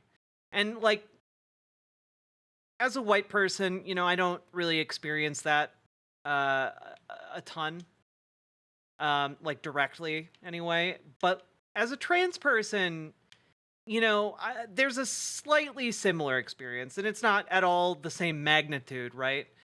But going back and watching television shows from, like, the 70s through the 90s, through the early aughts, you know, and hell, even, like, less than 10 years ago, you find countless bits where you realize you're not in on the joke, because the joke is, at the end of the day, on you as a trans person. You are the one who is worthy of ridicule, you know? And it sucks. It is such a it is a despairing realization to have. It comes as a great shock to discover that the country, which is your birthplace, and to which you owe your life and your identity, has not in its whole system of reality evolved any place for you. The disaffection, the demoralization, and the gap between one person and another, only on the basis of the color of their skins, begins there and accelerates throughout a whole lifetime. So that presently you realize you're 30 and are having a terrible time managing to trust your countrymen. By the time you are 30, you have been through a certain kind of mill. And the most serious effect of the mill you've been through is, again, not the catalog of disaster. The policemen, the taxi drivers, the waiters, the landlady, the landlord, the banks, the insurance companies, the millions of details, 24 hours of every day, which spell out to you that you are a worthless human being. It is not that. It's by that time you've begun to see it happening in your daughter or your son or your niece or your nephew. You are 30 by now, and nothing you have done has helped you to escape the trap. But what is worse... Okay, James Baldwin, you didn't have to reach through history and call me out like this. As a 30-something looking at a birthday, yet another birthday, you didn't have to call me out like this, okay? You didn't have to make a timelessly relatable comment like that. Worse than that is that nothing you have done, and as far as you can tell, nothing you can do, will save your son or your daughter from meeting the same disaster and not impossibly coming to the same end. 33, Joe Now, Burgess. we're speaking about expense. I suppose there are several ways to address oneself to some attempt to define what that word means here. Let me put it this way, that from a very literal point of view, the harbors and the ports and the railroads of the country, the economy, especially of the southern states, could not conceivably be what it has become if they had not had, and do not still have indeed, and for so long, so many generations, cheap labor. I am stating very seriously, and this is not an overstatement, that I picked the cotton, and I carried it to market, and I built the railroads under someone else's whip for nothing. For nothing. The Southern oligarchy, which has until today so much power in Washington, and therefore some power in the world, was created by my labor and my sweat, and the violation of my women and the murder of my children. This, in the land of the free and the home of the brave. And no one can challenge that statement. It is a matter of historical record. In another way, this dream, and we'll get to the dream in a moment, is at the expense of the American Negro. You watch this in the Deep South in great relief, but not only in the Deep South. In the Deep South, you are dealing with a sheriff or a landlord or a landlady or the girl at the Western Union desk. And she doesn't know quite who she's dealing with, by which I mean that if you're not part of the town, and if you are a northern nigger, it shows in millions of ways. So you simply know... It's okay, guys, he has the pass. Also, this is historical. Don't be weird about it. But it's an unknown quantity, and she wants to have nothing to do with it. So she won't talk to you. You have to wait for a while to get your telegram. Okay, we all know this. We've been through it. And by the time you get to be a man, it's very easy to deal with. But what is happening in the poor woman, the poor man's mind, is this. They've been raised to believe, and by now they helplessly believe, that no matter how terrible their lives may be, and their lives have been quite terrible, and no matter how far they fall, no matter what disaster overtakes them, they have one enormous knowledge and consolation, which is like a heavenly revelation. At least they are not black. Now I suggest that of all the terrible things that can happen to a human being, that is one of the worst. I suggest that what has happened to white Southerners is in some ways, after all, much worse than what... Because, again, William F. Buckley was trying to argue that, like, America wasn't racist. What has happened to Negroes there? Because Sheriff Clark in Selma, Alabama, cannot be considered, no one can be dismissed as a total monster. I'm sure he loves his wife, his children. I'm sure that, he likes to get drunk. He's, after all, one's got to assume, and he is visibly a man like me. But he doesn't know what drives him to use the club, to menace with the gun, and to use the cattle prod. Something awful must have happened to a human being to be able to... Yeah, I know he was using that to make a rhetorical point. I would have hoped that was obvious to you guys. Put a cattle prod against a woman's breast, for example. What happens to the woman is ghastly. What happens to the man who does it is in some ways much, much worse. This is being done, after all, not 100 years ago, but in 1965, in a country which is blessed with what we call prosperity, a word we won't examine too closely, with a certain kind of social coherence, which calls itself a civilized nation and which espouses the notion of the freedom of the world. And it is perfectly true from the point of view now simply of an American Negro. Any American Negro watching this, no matter where he is, from the vantage point of Harlem, which is another terrible place, has to say to himself, in spite of what the government says we can't do anything about it. But those are white people being murdered in Mississippi work farms, being carried off to jail. Those are white children running up and down the streets. The government would find some way of doing something about it. We have a civil rights bill now. We had an amendment, the 15th Amendment, nearly 100 years ago. I hate to sound again like an Old Testament prophet, but if the amendment was not honored then, I don't have any reason for believing the civil rights bill will be honored now. And after all, one's been there since before, a lot of other people got there. If one has got to... For the record, I'm not going to be interjecting a ton here because it's James Baldwin, guys. Like he's like the best. He's like one of the best to like speak in history. There's not a ton for me to add here.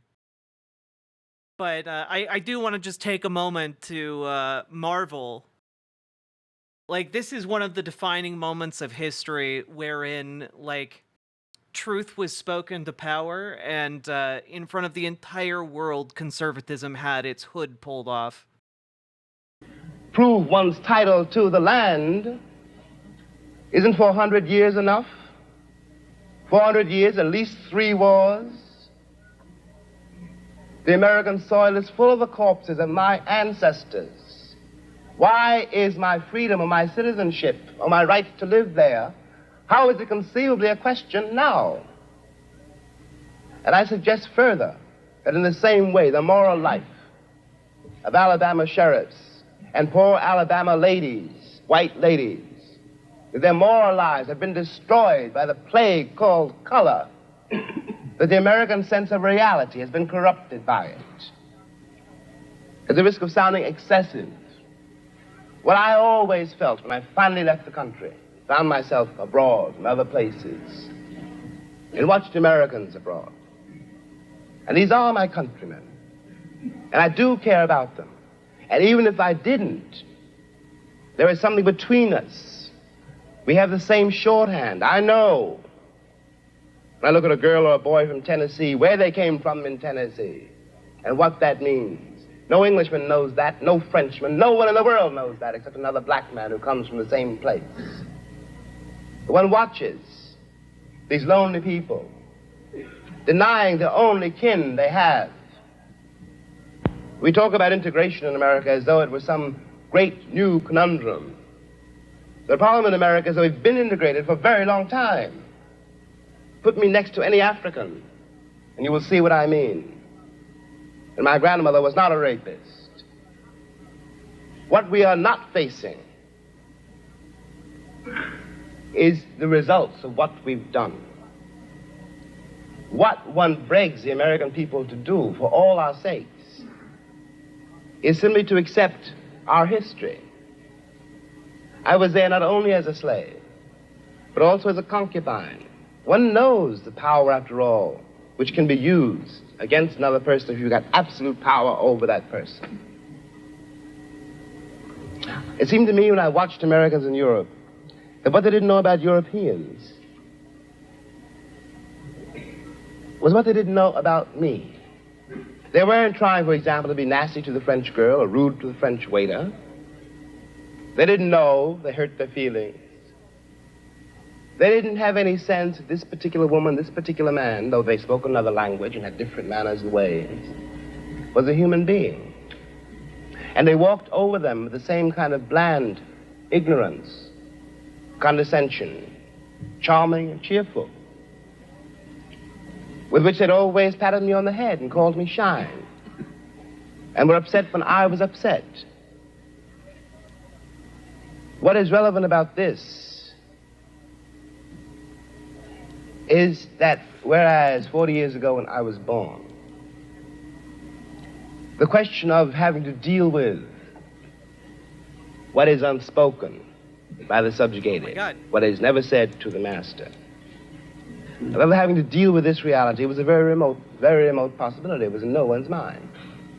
When I was growing up, I was taught in American history books that Africa had no history, and neither did I. That I was a savage. They literally called it the Dark Continent because they didn't consider there to be much going on there whatsoever except black people. About whom the less said, the better. Who had been saved by Europe and brought to America. By they, I mean white people. And of course, I believed it. I didn't have much choice. Those are the only books there were. Everyone else seemed to agree. If you walk out of Harlem, ride out of Harlem, downtown, the world agrees. What you see is much bigger, cleaner, whiter, richer, safer than where you are. They collect the garbage. People obviously can pay their life insurance. The children look happy, safe. You're not. And you go back home. And it would seem then, of course, that it's an act of God, that this is true, that you belong where white people have put you. It is only since the Second World War that there's been a counter-image in the world. And that image not come about through any legislation on the part of any American government, but through the fact that Africa was suddenly on the stage of the world, and Africans had to be dealt with in a way that had never been dealt with before. This gave an American Negro for the first time a sense of himself beyond a savage or a clown. It has created and will create a great many conundrums. One of the great things that the white world does not know, but I think I do know, is that black people are just like everybody else. One has used the myth of Negro and the myth of color to pretend and to assume that you are dealing essentially with something exotic, bizarre, and practically, according to human laws, unknown. Alas, that is not true. We are also mercenaries, dictators, murderers, liars. We are human too. What is crucial here is that unless we can manage to establish some kind of dialogue between those people whom I pretend have paid for the American dream and those other people who have not achieved it, we will be in terrible trouble. I want to say at the end, at the last, is that is what concerns me most. We are sitting in this room, and we are all, at least we like to think we are, relatively civilized. And we can talk to each other at least on certain level. How is this not a entry level thing. Honestly, because it makes conservatives very uncomfortable. The honest reaction is that James Baldwin speaks with a level of frankness and sincerity that scares conservatives. You know, the conservative project for like the last, 80 years, 60 years, 70 years has been to defang Martin Luther King Jr. to make him socially acceptable, and that process has not happened with James Baldwin. So him standing up there and debating who at the time was considered a very respectable conservative figure, William F. Buckley, in broad society, he was seen as one of the sane conservative figures, one of the proper faces, one of the skilled debaters representing conservatism. And it was too scary, to incorporate something like this that called out American imperialism, that called out American racism, that called out the lingering and remaining effects of slavery upon the African American population. And he's doing it to their face in a respectable environment, and that hits a little too close to home for a lot of conservative figures. Yeah, I think William F. Buckley, I think it's somewhat fair to call him the Ben Shapiro of his time. Though maybe that gives Ben Shapiro too much credit, yeah.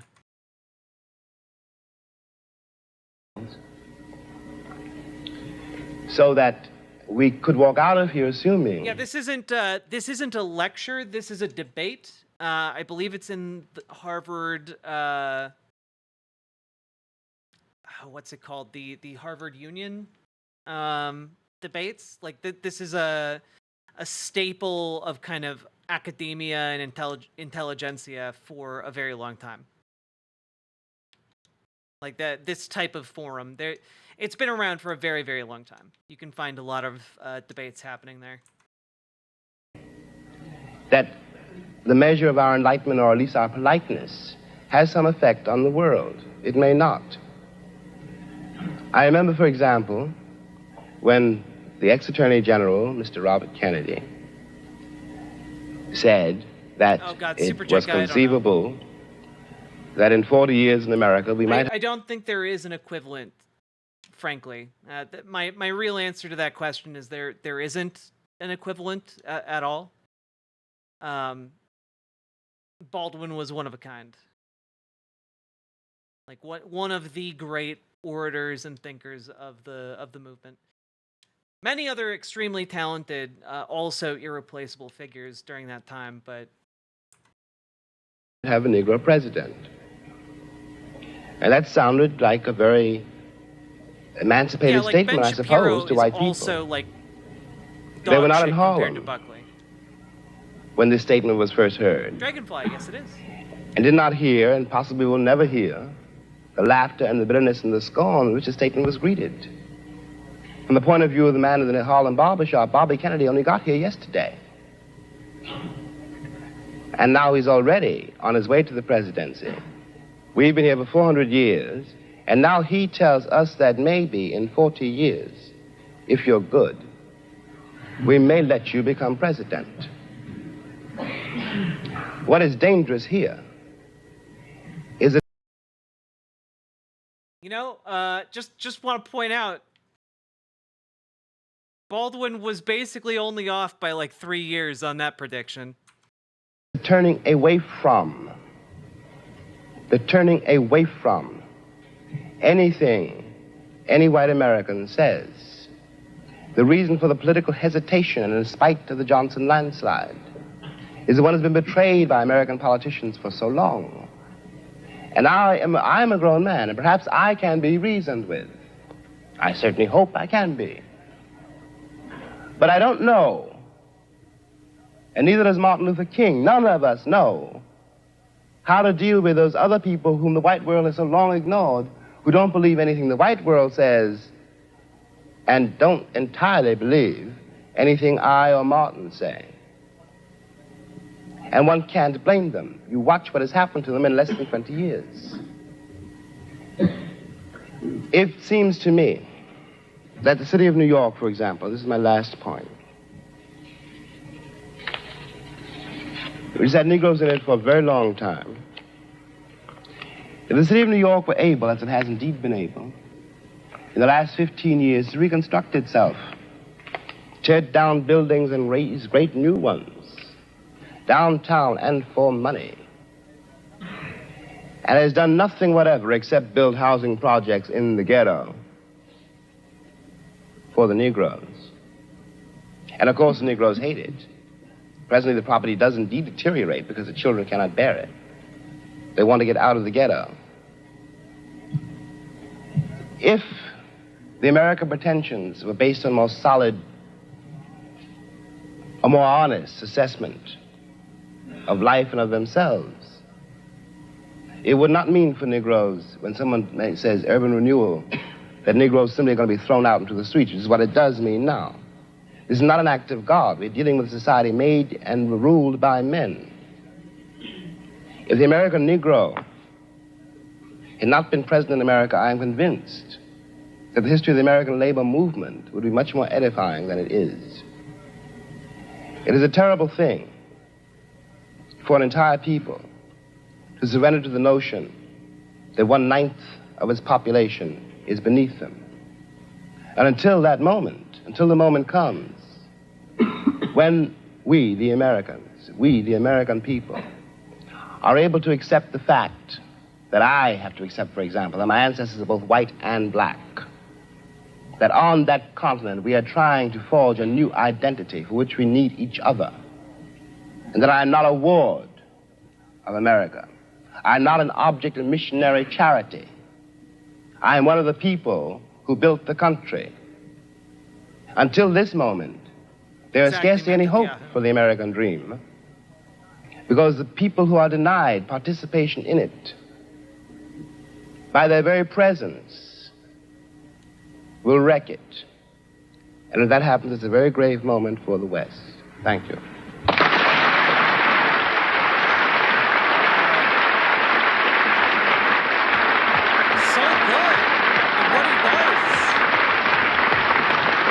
He gave such a good speech, and part of me is like, this is an incredible opening statement. Like, rhetorical skills 10 out of 10, but like, another part of me is deeply sad because the issue really hasn't moved that much farther. Like, we are still woefully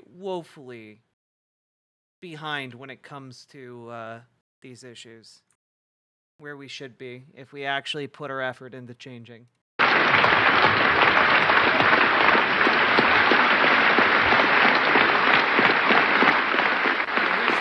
the cool thing. The opening statements are also tremendously moving moment now. The whole of the Union. The opening statements are also very good, but they're not from these people. They're not from Buckley or Baldwin. Standing and applauding this magnificent speech of James Baldwin. Never seen this happen before in the Union in all the years that I have known it. Baldwin is smiling, obviously delighted by his reception, tremendously moved by it.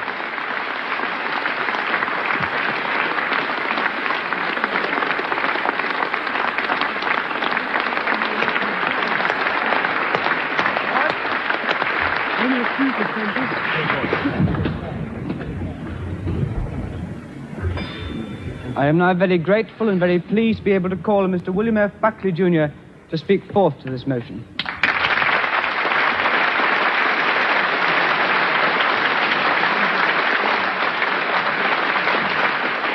Now we have Mr. William Buckley, who will need all his skill to establish ascendancy over his audience, which has clearly been so deep.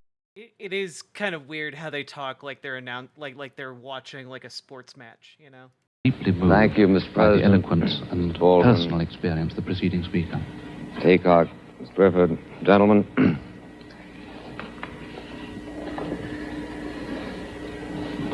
seems to me that of all the indictments Mr. Baldwin has made of America, here tonight and in his copious literature of protest, the one that is most striking involves, in effect, the refusal of the American community to treat him other than as a Negro. The American community has refused to do this. The American community, almost everywhere he goes, Such a slime ball. Treats him with the kind of unction, the kind of satisfaction at posturing carefully for his flagellations of our civilization, that indeed, quite properly, commands the contempt which he so eloquently showers upon us. It is impossible, in my judgment, to deal with the indictment of Mr. Baldwin unless one is prepared to deal with him as a white man. Unless one is prepared to say to him, the fact that your skin is black is utterly irrelevant to the arguments that you raise. The fact that you sit here, as is your rhetorical device, and lay the entire weight of the Negro ordeal on your own shoulders is irrelevant to the argument that we are here to discuss. Yeah, you know, he's basically archetypically evil. Like, if you listen to this guy say a single sentence in isolation, it sounds like he wants to murder you. Common of Mr. Baldwin's charges against America are not so much that our civilization has failed him and his people, that our ideals are insufficient, but that we have no ideals. That our ideals rather are some sort of a superficial coating which we come up with at any given moment in order to justify whatever commercial and noxious experiment we are engaged in. Thus, Mr. Baldwin can write his book, The Fire Next Time, in which he threatens America. He didn't, in writing that book, speak with the British accents that he used exclusively tonight, in which he threatened America with the necessity for us. Yeah, like, he's, like, accusing Baldwin of, like, faking an accent in the debate, like, in order to garner sympathy. Like, he's so bad. And this is the guy. Keep in mind why we're on this entire tangent, okay? We're on this tangent because this guy... His New York City mayoral run in 1965, Buckley would be the lone conservative voice on television, hosting the popular debate show Firing Line for 33 years on PBS from... Yeah. This evil villain got a recurring PBS show for over 3 decades. We're watching this entire, like, Buckley-Baldwin debate because this guy cannot stop, like, smirking about how great it is that William F. Buckley was just the bee's knees. ISI was the first national young conservative organization that helped spread conservative ideas on college campuses. Later on, after the 1964 presidential election and his New York City mayoral run in 1965, Buckley would be the lone conservative voice on television, hosting the popular debate show Firing Line for 33 years on PBS from 1966 to 1999. Yeah, Buckley is, like, cartoonishly evil, and they're, like, spending time in their training videos fluffing him up. And he's been dead for, like, 30 years now. To jettison... for us to jettison our entire civilization, the only thing that the white man has that the Negro should want, he said, is power. And he is treated from coast to coast in the United States with a kind of unctuous doesn't choose to give way. The interrupter must, and he has done. The interrupter is now set down. Goes beyond anything that was ever expected from the most servile Negro creature by a Southern family. I propose to pay him the honor this night. Listen to how he talks here. Listen to the words he just said. Creature by a Southern, beyond anything that was ever expected from the most servile Negro creature by a Southern family. I propose to pay him the honor. Creature.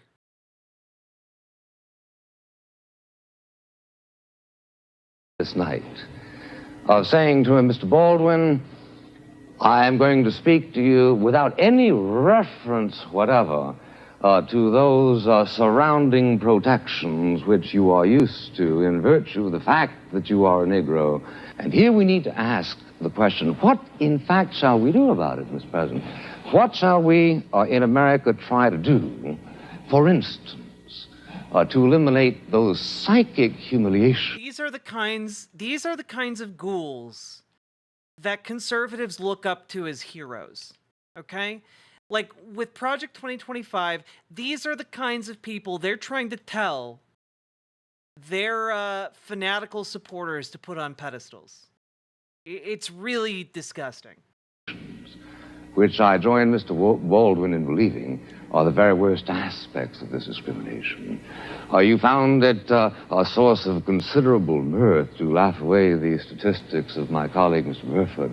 I don't think they are insignificant. They are certainly not insignificant in a world which attaches a considerable importance to material progress. It is, in fact, the case that 7/10 of the white income of the United States is equal to the income that is made by the average Negro. I don't think this is an irrelevant statistic, ladies and gentlemen.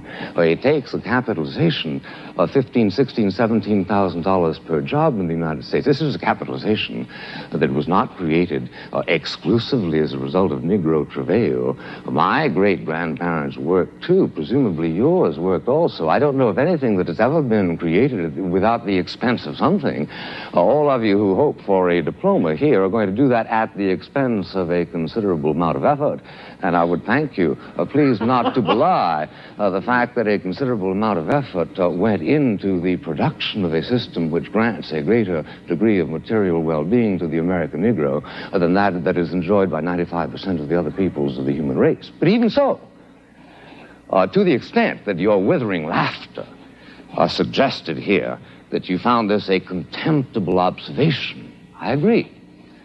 I don't think it matters that there are 35 millionaires among the Negro community. If there were 20 million millionaires among the Negro community of the United States, I would still agree with you that we have a dastardly situation. But I'm asking you not to make politics as the crow flies, to use the fleeted phrase of Professor Oakeshott, but rather to consider what, in fact, is it that we Americans ought to do? What are your instructions that I'm to take back to the United States, my friend? I want to know what it is that we should do, and especially I want to know whether it is time, in fact, to abandon the American dream as it has been defined by Mr. Haycock and Mr. Burford. What, in fact, is it that we ought to do, for instance, to avoid two humiliations mentioned by Mr. Baldwin as being a part of his own experience during his lifetime. At the age of 12, you will find on reading his book, he trespassed outside the ghetto of Harlem and was taken by the scruff of the neck by a policeman on 42nd Street and Madison Avenue and said, "Here, you nigger, go back to where you belong." 15, 20 years later, he goes in and asks for a Scotch whiskey at the airport at Chicago. Yeah, this was back during the time when white dudes would just say that. Because, you know, William F. Buckley was a raging racist and opponent of civil rights. And is told by the white barman that he is obviously underage and under the circumstances cannot be served. I know from your faces that you share with me the feeling of compassion and the feeling of outrage that this kind of thing should have happened. What, in fact, are we going to do to this policeman? And what, in fact, are we going to do to this barman? How are we going to avoid the kind of humiliations that are perpetually visited on members of a minority race? Obviously, the first element is concern. We've got to care that it happens. We have got to do what we can to change the warp and woof of moral thought in society in such fashion as to try to make it happen less and less. Let me urge this point to you, which I can do with authority, my friends, the only thing that I can tonight. And that is to tell you that in the United States, there is a concern for the Negro problem. Now, if you get up to me and say...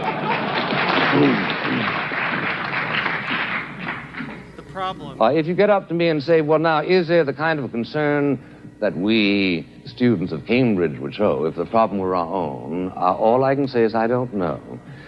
It may very well be that there has been some sort of a sunburst of moral enlightenment that has hit this community, so as to make it predictable that if you were the governors of the United States, the situation would change overnight. I'm prepared to grant this as a form of courtesy, Mr. President. But meanwhile, I'm saying to you that the engines of concern in the United States are working. The presence of Mr. Baldwin here tonight is in part a reflection of that concern. You cannot go to a university in the United States, a university in the United States presumably also governed by the Lord spiritual as you are, in which Mr. Baldwin is not the toast of the town. You cannot go to a university of the United States in which practically all other problems of public policy are preempted by the primary policy of concern for the Negro. I challenge you to name me another civilization, anytime, anywhere in the history of the world, in which the problems of a minority, which have been showing considerable material and political advancement, is as much a subject of dramatic concern as it is in the United States. Let me just say, in case you need a translation from his 1965 rhetoric, he's saying, pre-civil rights black folk have never had it so good, so they should all just shut up because they're being offered a very special consideration by all of these very generous white people. You know, you guys have literally never had it so good, is his argument. Finally, ladies and gentlemen, this. There is no instant cure for the race problem in America. And anybody who tells you that there is a charlatan and ultimately a boring man. Boring precisely because he is then speaking in the kind of abstractions that do not relate to the human experience. The trouble in America where the Negro community is concerned is a very complicated one. I urge those of you who have an actual rather than a purely ideologized interest in the problem to read the book Beyond the Melting Pot by Professor Glaser, also co-author of The Lonely Crowd, a prominent Jewish intellectual, who points to the fact that the situation in America where the Negroes are concerned is extremely complex as a result of an unfortunate conjunction of two factors. One is the dreadful efforts to perpetuate discrimination by many individual American citizens as a result of their lack of that final and ultimate concern which some people are truly trying to agitate. The other is as a result of the failure of the Negro community itself to make certain exertions which were made by other minority groups during the American experience. If you can stand a statistic not of my own making, let me give you one which Professor Glaser considers as relevant. He says, for instance, in 1900, there were 3,500 Negro doctors in America. In 1960, there were 3,900, an increase in 400. Is this because there were no opportunities, as has been suggested by Mr. Haycock and also by Mr. Baldwin implicitly? No, says Professor Glaser. There are a great many medical schools who are by no means practice discrimination, who are anxious to receive and to train Negro doctors. There are scholarships available to put them through, but in fact that particular energy, which he remarks was so... One of the things conservatives are very interested in conserving are all of their arguments for why good things and progress on issues should never be pursued. Like, they conserve the same arguments. Like, Buckley's argument here has mostly been, hey, you guys have never had it so good, you know, because, you know, your movement has fought my movement and your movement has been winning. You guys have never had it so good. You should stop. You know, this is a very, like, if you look into, like, the rhetoric of Matt Walsh, the rhetoric of Candace Owens, the rhetoric of Ben Shapiro, you will see that being one of their biggest arguments.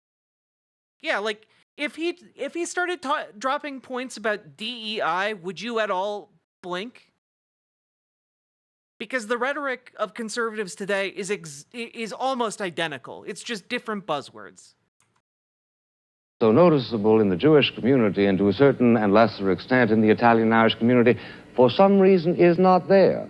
We should focus on the necessity to animate this particular energy, but he comes to the conclusion, which strikes me as plausible, that the people who can best do it, who can do it most effectively, are Negroes themselves. Let me conclude by reminding you, ladies and gentlemen, that where the Negro is concerned, the danger, as far as I can see at this moment, is that they will seek to reach out for some sort of radical solutions on the basis of which the true problem is obscured. They have done a great deal to focus on the fact of white discrimination against the Negroes. They have done a great deal to agitate a moral concern, but where, in fact, do they go now? They seem to be slipping, if you will read carefully, for instance, the words of Mr. Bayard Rustin, towards some sort of a Procrustean formulation which ends up less urging the advancement of the Negro than the regression of the white people.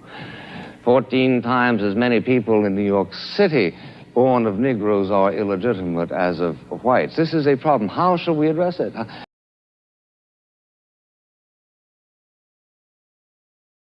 Chad, he's talking about the...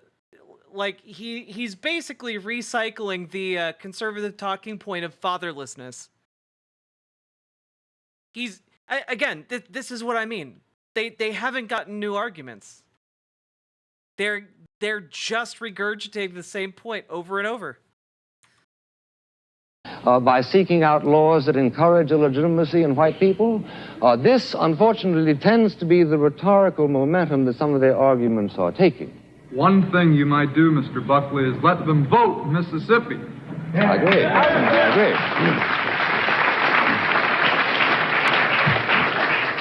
I couldn't agree with you more, and for...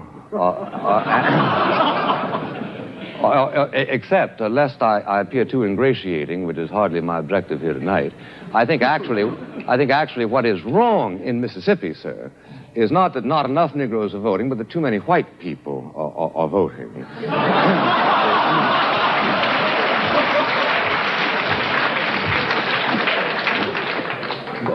Booker T. Washington said...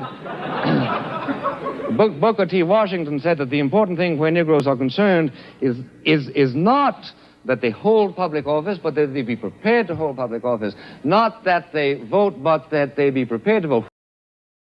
He's saying that the lack of black voting rights is democratically decided because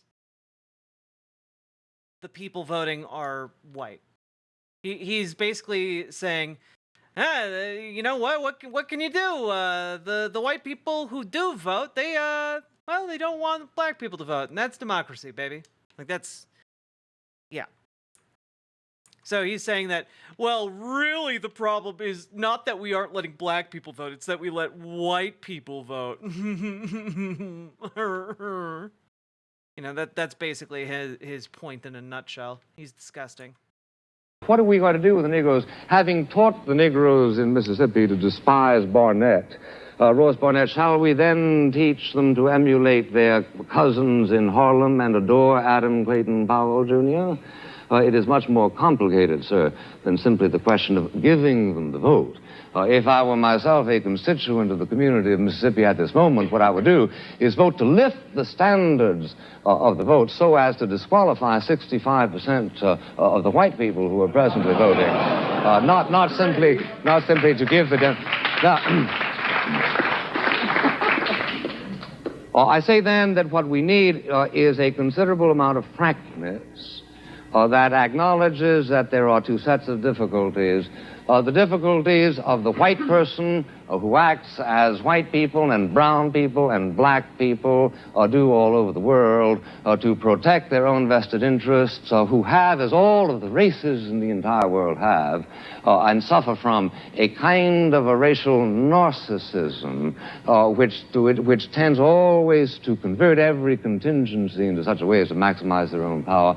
That, yes, we must do. But again,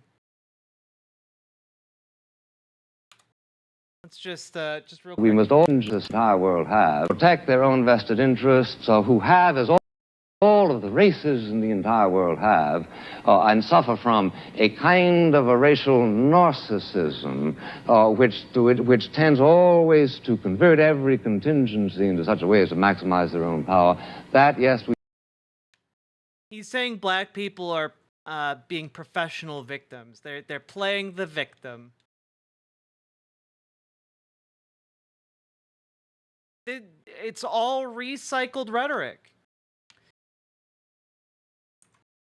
We must do, but we must also reach through to the Negro people and tell them that their best chances are in a mobile society. And the most mobile society in the world today, my friends, is the United States of America. The most mobile society of the United States in the world is... Which, by the way, isn't true. We are not the most economically mobile state. The United States of America, and it is precisely that mobility which will give opportunities to the Negroes which they must be encouraged to take. But they must not, in the course of their ordeal, be encouraged to adopt the kind of cynicism, the kind of despair, the kind of iconoclasm that is urged upon them by Mr. Baldwin in his recent works. Because of one thing, I can tell you, I believe with absolute authority, that where the United States is concerned, if it ever becomes a confrontation between a continuation of our own sort of idealism, the private stock of which, granted, like most people in the world, we tend to lavish only every now and then on public enterprises, reserving it so often for our own irritations and pleasures.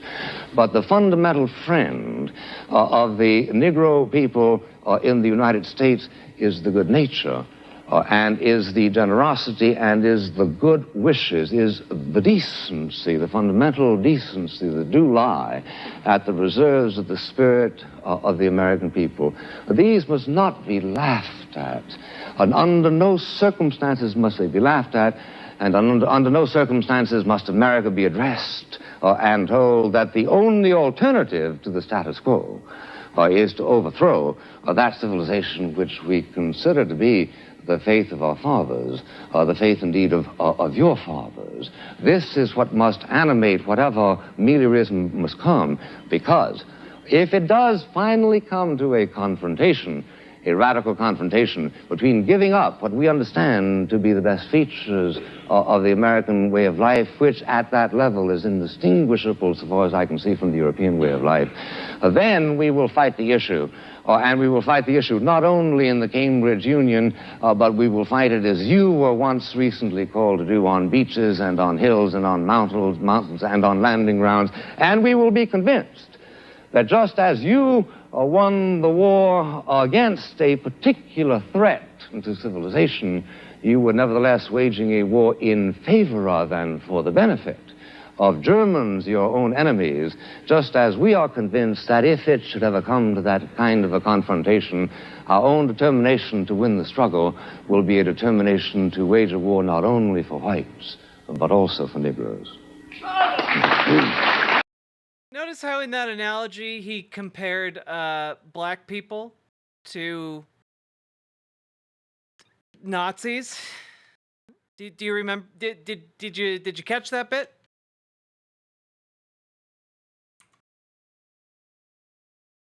What an evil clown.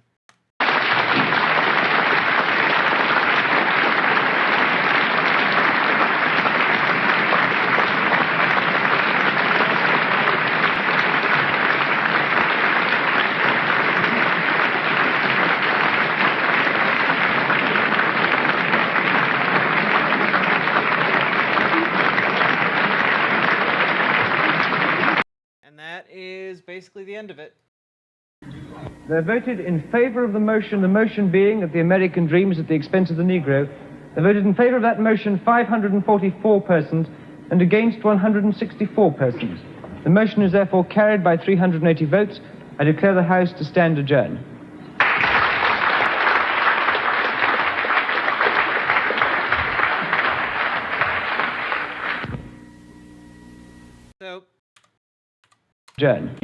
The motion 544, the American dream is at the expense of the Negro. They voted in favor of that motion 544 persons and against 164 persons. So James Baldwin was arguing that the American dream is at the expense of black folks, and he blew Buckley out of the water by like 400 votes. Baldwin mopped the floor with him. Yeah. So, I know that was a very, very long, detour. I feel like it was important for us to understand the ethos that this guy is trying to tell you and trying to spread with Project 2025, and in particular the inspiration that he and the heroism he is attributing to William F. Buckley, and how disgusting it actually is to put that front and center. All right.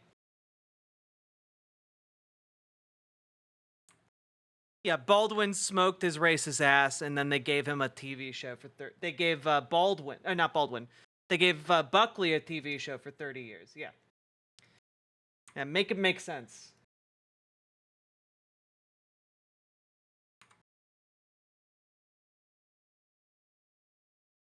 Also, we have been going for 4.5 hours, and I did not do a top of the hour ad break, but if you've been enjoying the show, please hit the follow button, hit the subscribe button, hit the like button, and please consider dropping those subs and donos, because this show is only made possible with viewers like you.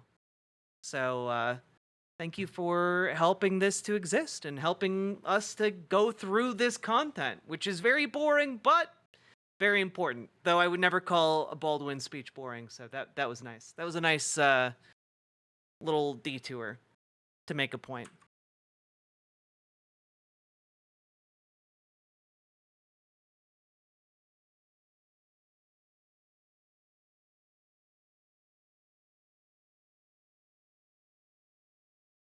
Nagoragama, thank you for gifting a membership over on YouTube. That's very kind of you.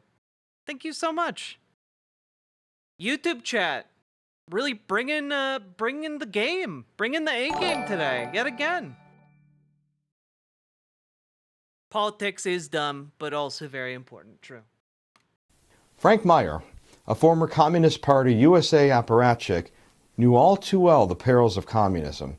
After reading The Road to Serfdom while serving in the army during World War II, he became disenchanted with communism and soon would begin a decade-long journey that would bring him to National Review and become one of Buckley's top confidants. The influence of National Review cannot be overstated during this time in its synthesizing of libertarian, traditionalist, and anti-communist thought. Buckley and Meyer would invite thought leaders from these three groups to write for the magazine and defend their positions and challenge one another. Meyer believed it was imperative to create a strategic integration of the three to form a more cohesive philosophical union as well as a political coalition that could combat liberal ideology and ultimately defeat the left at the ballot box. Meyer's vision was called fusion.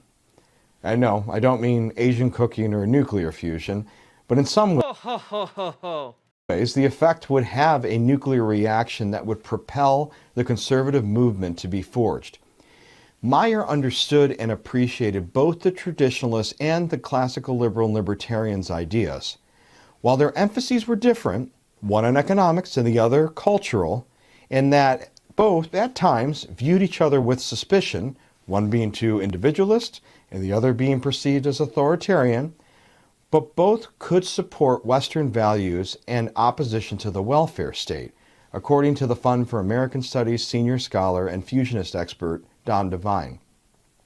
And both branches believed that the rise of international communism was the greatest threat of all, and thus could find common cause with the anti-communists.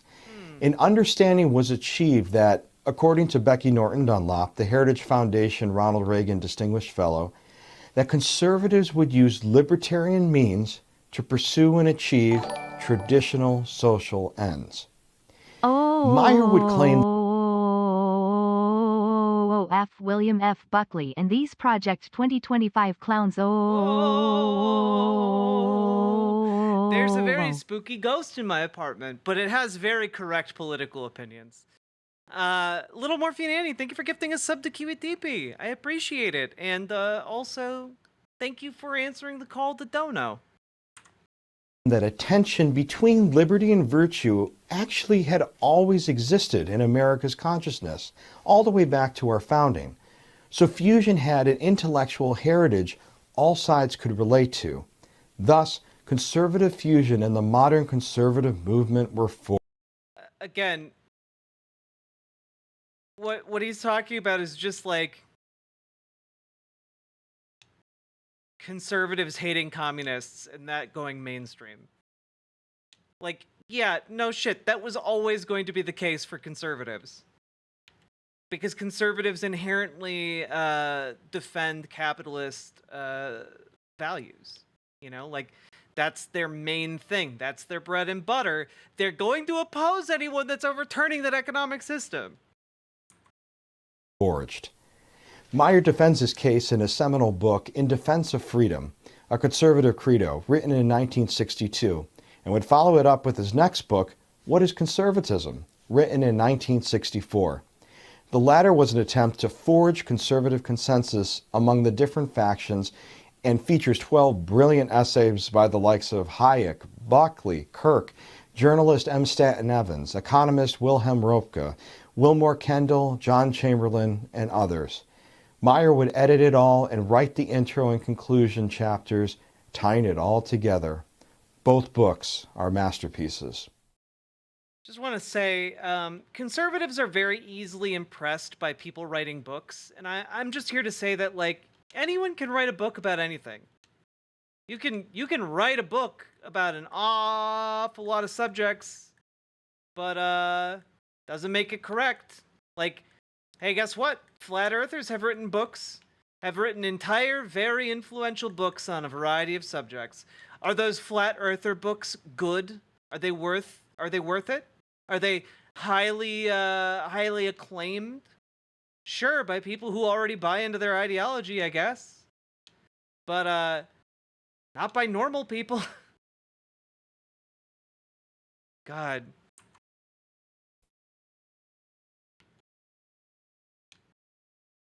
As the philosophers were harmonizing the philosophy, the popularizers were spreading the good word, educating the masses, and creating a national constituency of conservative voters, activists, organizations, philanthropists, and elected leaders. While National Review was certainly the most prominent early conservative publication, there were other pre-1964 popularizers that deserve notice that helped build consensus and a national constituency, in the early years before the likes of conservative talk radio and cable news. The first of which, Human Events, was an early conservative weekly newspaper founded in 1944 and was financed by Henry Regnery and focused much on foreign policy and anti-communism. By 1964, it had a circulation of over 100,000. A Reagan biographer said it was hugely influential on him and that it was his favorite reading for years. There's a great story about Reagan and Human Events that Dr. Edwards tells. When Reagan discovered White House aides were blocking its delivery, Reagan arranged for multiple copies to be sent to the White House residence every weekend. He made clear Human Events' importance to him by marking and clipping articles and passing them along to his assistants. A second publication was Analysis and was an early influential 4-page newsletter started by Frank Chodorov in 1944 as well, as an old-right individualist publication with 4,000 readers at its height of circulation, but soon would be merged into Human Events in 1951. Third publication was The Freeman. It was an early libertarian publication founded in 1950 and would eventually be regularly published by the Foundation for Economic Education, or FEE, which was founded in 1948, which is considered to be the oldest libertarian think tank in the country. And finally, Modern Age was one of the earliest and influential traditionalist magazines started in 1957 by Russell Kirk, in close collaboration with Henry Regnery as well, which still exists and is published by ISI today. Each represented a leading thought group that would help promote their ideas. The Libertarians had The Freeman, Traditionalists had Modern Age, Anti-Communists had Human Events, and Analysis was for the old right. National Review, though, would act as an ecumenical publication, bringing all these ideas together. Another popularizer worthy of mention was the Henry Regnery Company, now known as Regnery Publishing, which was created in 1947 by Henry Regnery. Other than National Review and the aforementioned periodicals, conservatism had no presence on radio and television, the other popular mediums at the time, and certainly none from any of the leading publishing houses. Regnery Publishing would serve as an early vehicle to help publish conservative-themed books and authors, such as Buckley's God and Man at Yale in 1951 and Russell Kirk's The Conservative Mind in 1953, as well as books by Albert J. Nock and James Burnham. An eventual sister company of Regnery Publishing would also form in 1964 called the Conservative Book Club, started by publisher Neil McCaffrey, which would help conservative books reach a nationwide audience. Their first employee was Ann Edwards, wife of conservative historian Dr. Lee Edwards, who assisted him in research for many books and co-authored one with him as well. The book club would soon become an important pipeline in educating a national conservative audience. Remember, at the time, there was no Amazon, Barnes & Noble, or Costco's back then. Amazing comedy Margie chops. Ross, the recent president of Regnery Publishing, who during her 20-year tenure produced more than 85 books on national bestseller lists, including 14 titles at #1, has often spoke about the 5 major tidal waves of conservative media that helped popularize its movement.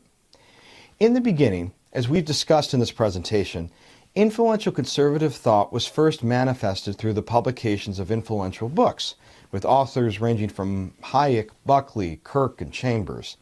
Today, due to Regnery's success, there are now more than a dozen or so small, mid-sized to large conservative publishers, including Encounter Books.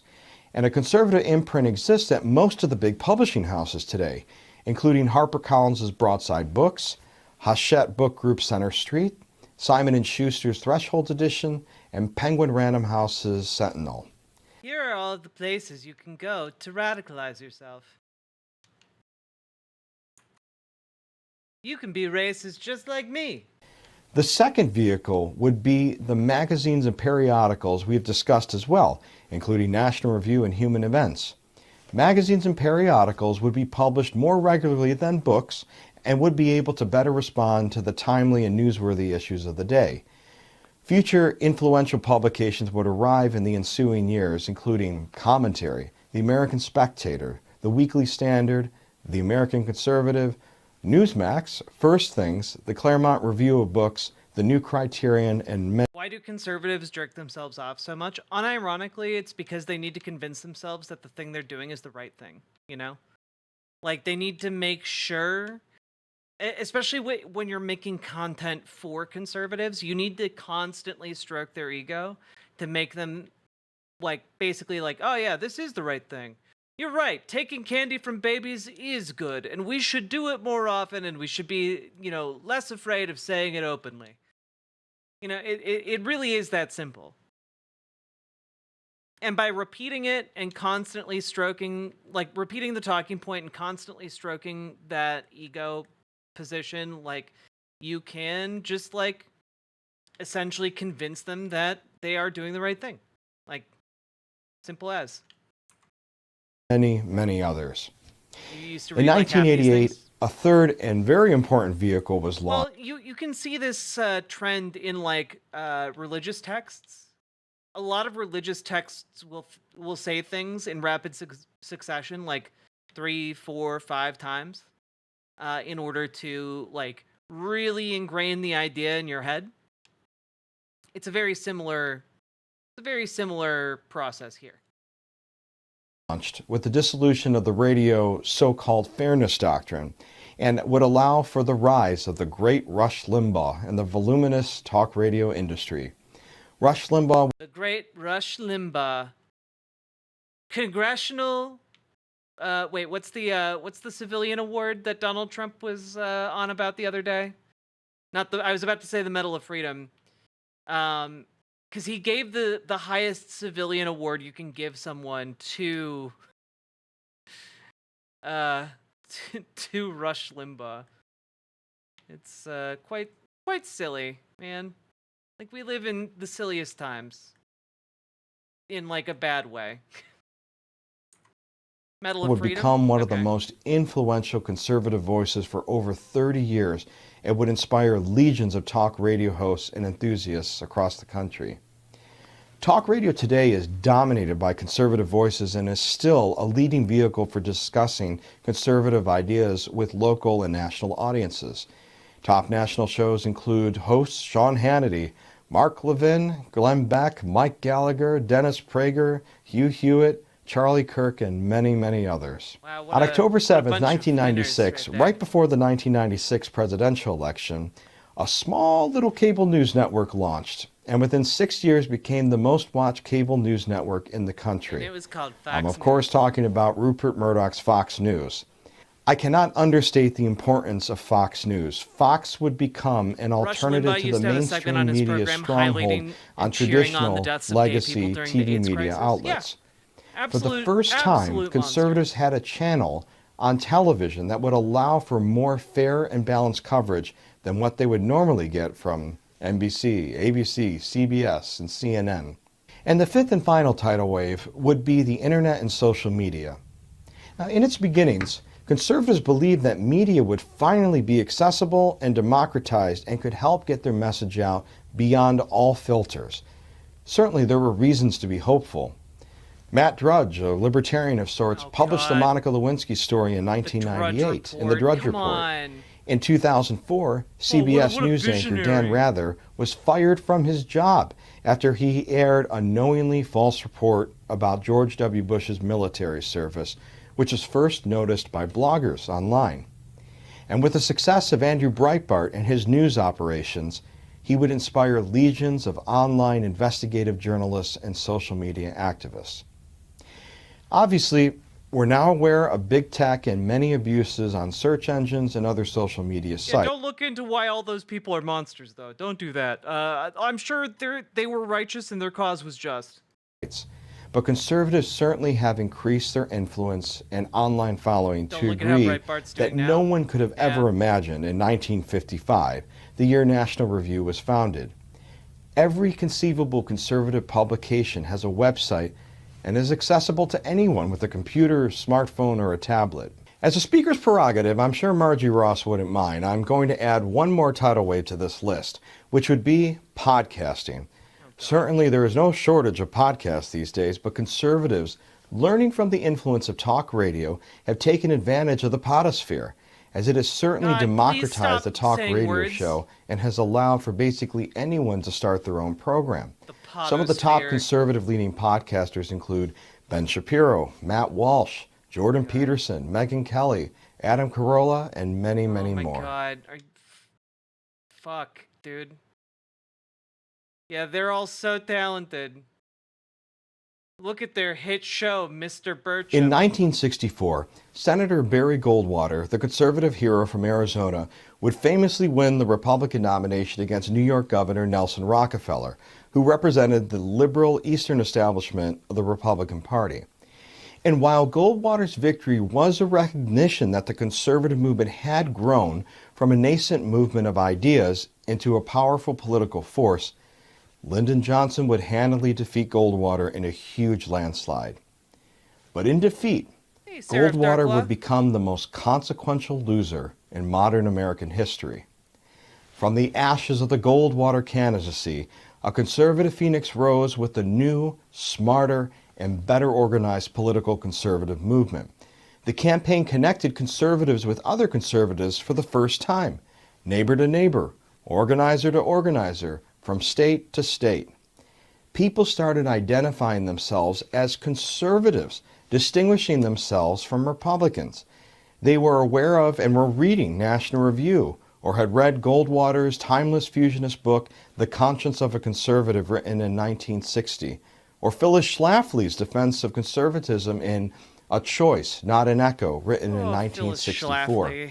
Oh, God. Organizations would begin to pop up across the country to better organize conservatives, recruit conservative candidates, fundraise, advocate on public policy initiatives or referendums, and activate conservative constituencies on Election Day to get out and vote. A few of these new influential organizations... Yeah, basically all of the names he throws out there are terrible people. ...would be the American Conservative Union, founded in 1964, which would eventually host the annual CPAC convention, which is the largest annual conservative gathering. Another group, the Philadelphia Society, founded in 1964, is an organization of movement and civic leaders, academics, journalists, clergy, and business professionals dedicated to the goal of deepening and educating others on the intellectual foundations of conservatism. Another group, the National Right to Work Legal Defense Foundation, founded in 1968, would counter the radical labor movements at the time on a state and national level. And Young Americans for Freedom, while founded in 1960, was the only other major young conservative organization on college campuses, aside from ISI, that had reached fever-pitch participation with their help in organizing young conservatives for Goldwater. It should be noted that the organization was founded at the Childhood Buckley estate in Sharon, Connecticut, and its founding statement of principles, the Sharon Statement, written eloquently by M. Stanton Evans, was a statement clearly outlining conservative principles in a way that was easily understandable to the average person. The Sharon Statement would inspire a countless number of conservative leaders and would help educate many new conservative voters and activists. Later on, the Young Americas Foundation would oversee Young Americans for Freedom as a part of their successful youth programming, conferences, and initiatives. While we're listing influential organizations, now is probably the time to introduce another important figure in the post-Goldwater era. Next to Bill Buckley, Barry Goldwater, and Ronald Reagan, Paul Weyrich would become one of the most influential and important conservative figures in this era. Because he politicized abortion. That's like his main contribution to this is that he lit a fire under the evangelical base and brought them into the political movement. Like, this guy on screen right now is maybe one of the most evil motherfuckers in conservative politics.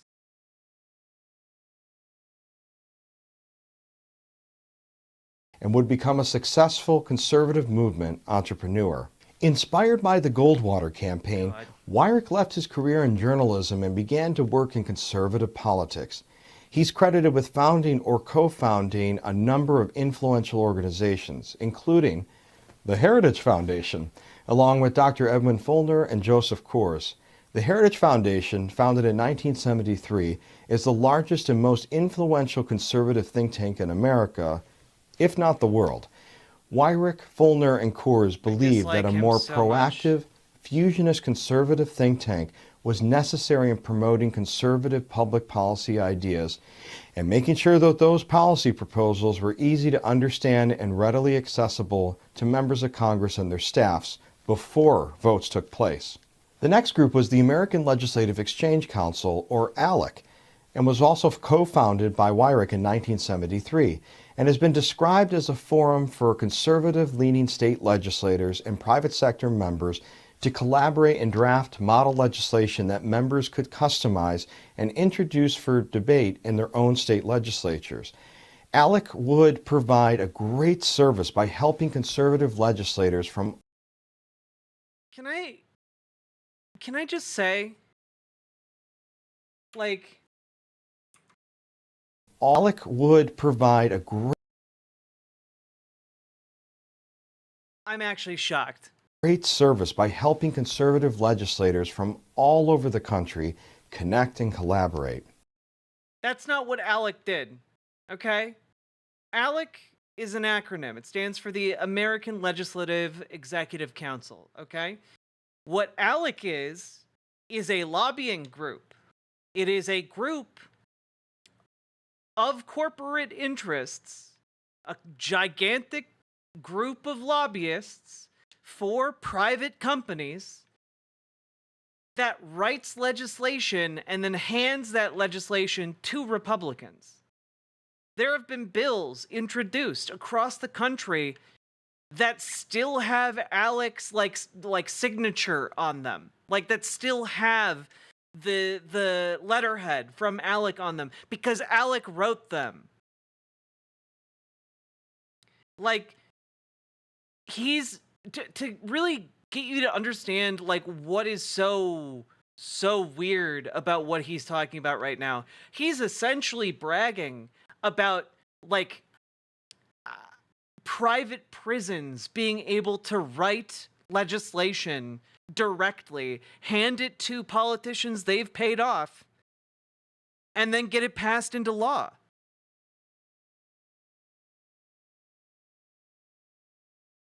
Like, I know it's not surprising because I know what the form and function is of the things he's talking about. But what's shocking to me is how brazen it is. He's just straight up going, yeah, this is what they do, and it's a good thing. They help organize our conservative lawmakers. Yeah, that's what they're doing. No, they're writing bills that have been bought and paid for. That's what they do. We've known this, by the way, for like 20 years, and ALEC is still around because we haven't reformed campaign finance laws. Whenever people talk about reforming campaign finance or doing away with Citizens United, what they mean is essentially we need to make groups like ALEC illegal. We need to make lobbying the government with millions of dollars illegal. You know, we need like to actually clamp down on this shit because it is ridiculous. The level of corporate infiltration of American politics. This should not be allowed. In any civilized society that values democracy, this is anathema. This is corruption. And we should, like, not even allow it within spitting distance of any building in which lawmaking is done. The other major group was the Republican Study Committee, which is considered the original U.S. House of Representatives Conservative Caucus, was co-founded by Weyrich as well in 1973. The purpose of the RSC would be to keep watch on the Republican leadership, as they were sometimes viewed as too moderate. Eventually, they would propose their own alternative conservative legislation to rally conservative members of Congress around it.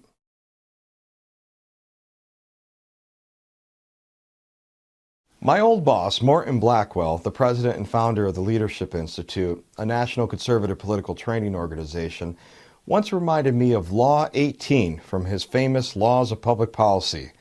You can't save the world if you can't pay the rent. As the philosophers had fused an intellectual conservative platform and as the popularizers helped promote conservatism and create a national constituency, and as the movement began to establish itself more in the post-Goldwater campaign era, there was a need for angel donors to help physically build the new infrastructure of the conservative movement. Enter the philanthropists, Dr. Lee Edwards' third P of the four Ps of building a successful political movement. In 2008, Ron Robinson, the decades-long president of Young America's Foundation, and Nicole Hoplin, director of YAF's foundation relations at the time, co-authored Funding Fathers, the Unsung Heroes of the Conservative Movement. The book chronicles the philanthropists, foundations, and unsung heroes who invested in building the conservative movement that we know today. I strongly encourage you to read their book, as there are just too many donors and foundations that invested so much into building this movement. I could. Yeah, I bet there are so many donors. So many billionaires, huh? Not possibly name everybody in this presentation. But here are some that I know through reputation, many whom have literally donated hundreds of millions of dollars to conservative scholars, think tanks, publications, and... Man, I wonder where this guy's loyalty lies. I wonder what this guy values, you know? Dude's literally over here talking about how amazing, how great it is that they are beholden to their millionaire, billionaire donor class. Organizations over the years. And again, this is just a personal list that I made myself. Joseph Coors, the Coors beer magnate who helped co-found the Heritage Foundation, as mentioned earlier. Keep in mind, he's speaking right now to a friendly audience. And I want you all to think how weird it is that he's listing off money, like big money donors, to like political appointees in training, which is essentially who this video was meant for, you know? Like, this is a bizarre thing to include. Richard Uihlein, founder of Uline and heir to the Schlitz brewing fortune. Richard Mellon Scaife and the Scaife Foundations, whose relatives were related to Andrew Mellon. Lynn and Harry Bradley Foundation, the John M. Olin Foundation, Daniel Searle and the Searle Freedom Trust, the DeVos Family Foundation, whose family co-founded Amway, the Van Andel family, who also co-founded Amway, F.M. Kirby Foundation, the Mercer Family Foundation, and Donors Trust. Some other individuals, Bar Saeed, who is the former owner of Triplight, Sheldon Adelson, former hotel and casino resort owner, Peter Thiel, the co-founder of PayPal, Charles Schwab, and Bernard Marcus, who is the co-founder of Home Depot. One individual needs special mention here, Richard Viguerie, who has been called the funding father of the conservative movement. Richard Viguerie was a direct mail pioneer who essentially invented direct mail marketing and fundraising for conservative causes and helped fund and educate much of the early conservative movement through his national donor lists and direct marketing campaigns, bypassing the mainstream media, and still does so today with his company American Target Advertising. Many owe their start in politics to him.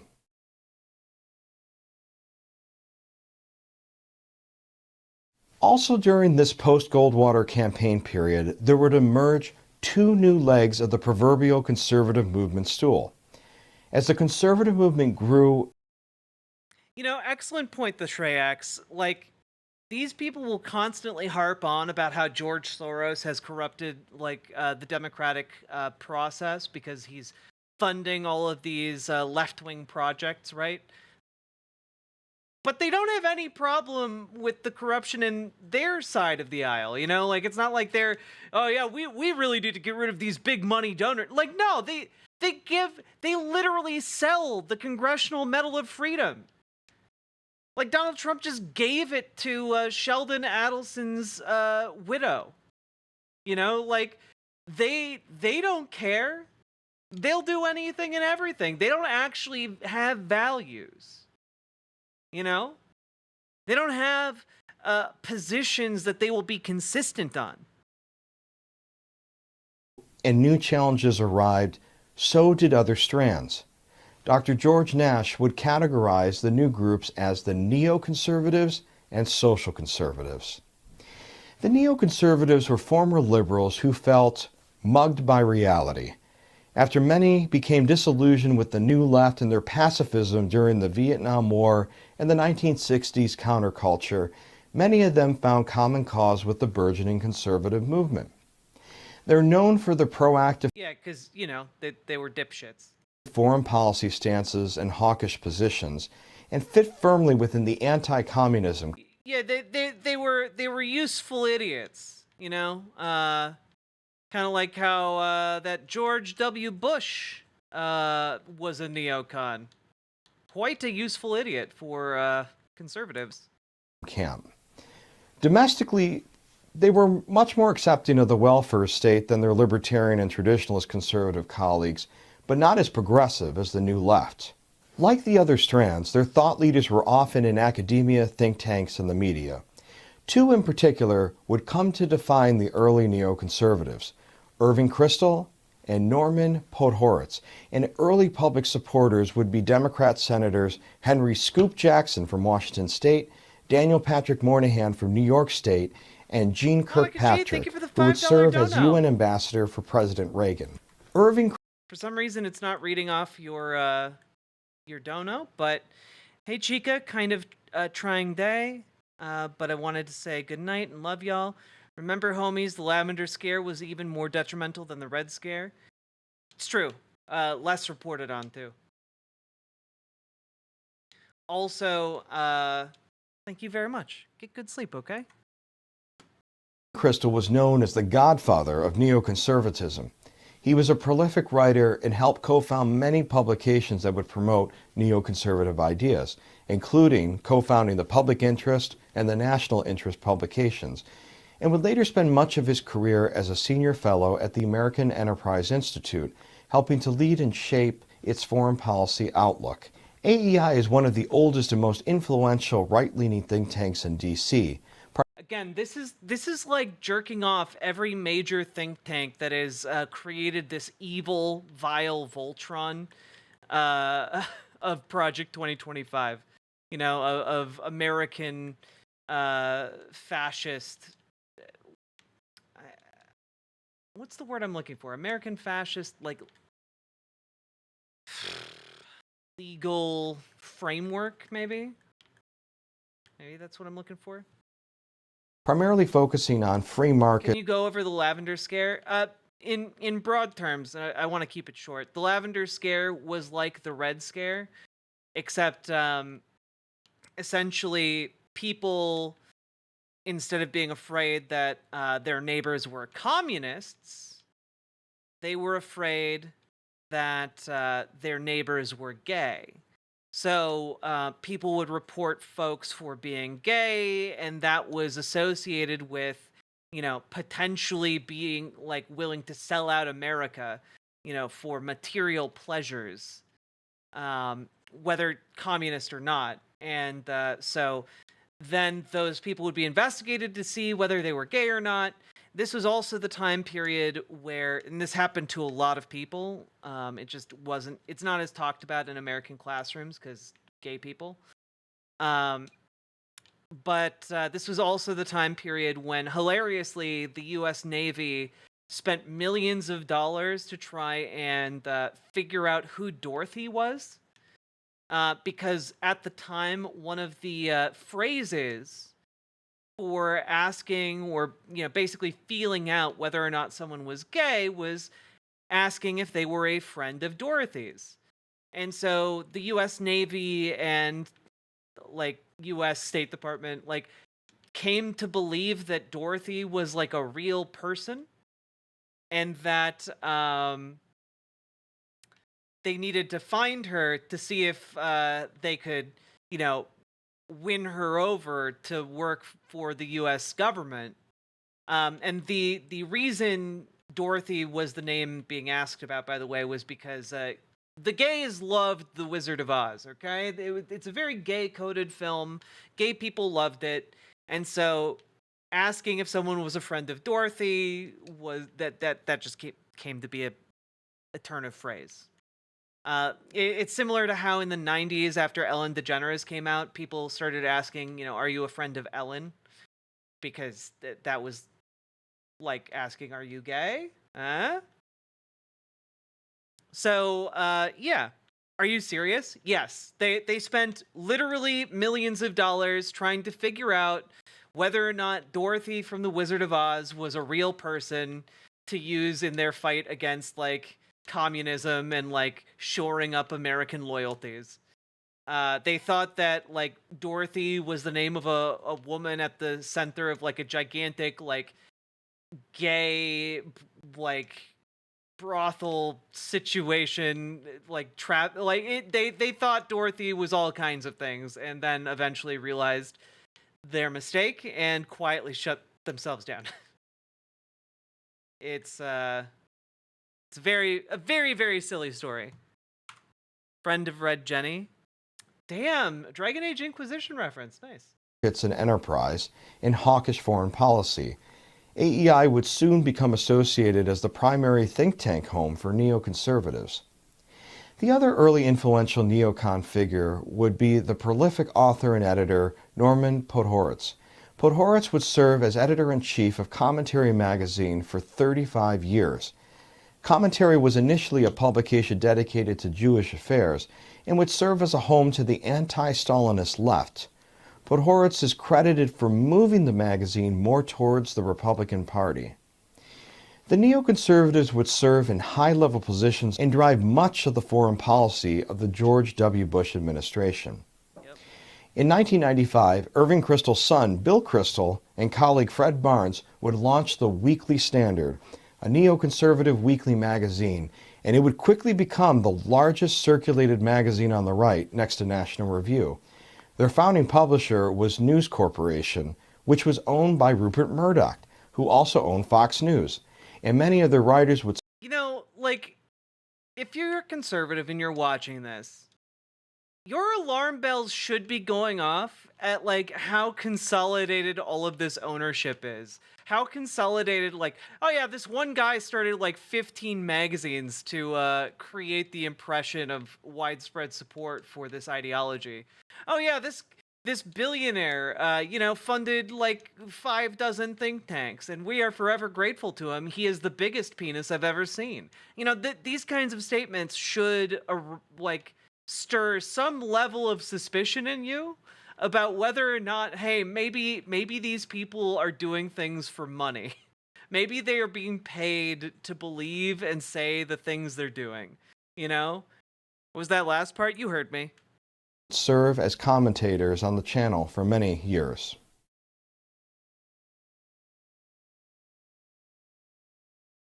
The other burgeoning group on the right were what Dr. George Nash called the religious right, or who are also known as the social conservatives.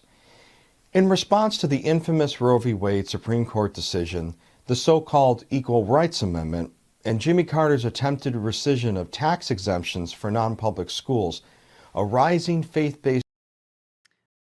Just as an FYI, the reason Jimmy Carter was going to revoke those exemptions was because they didn't want to integrate their schools.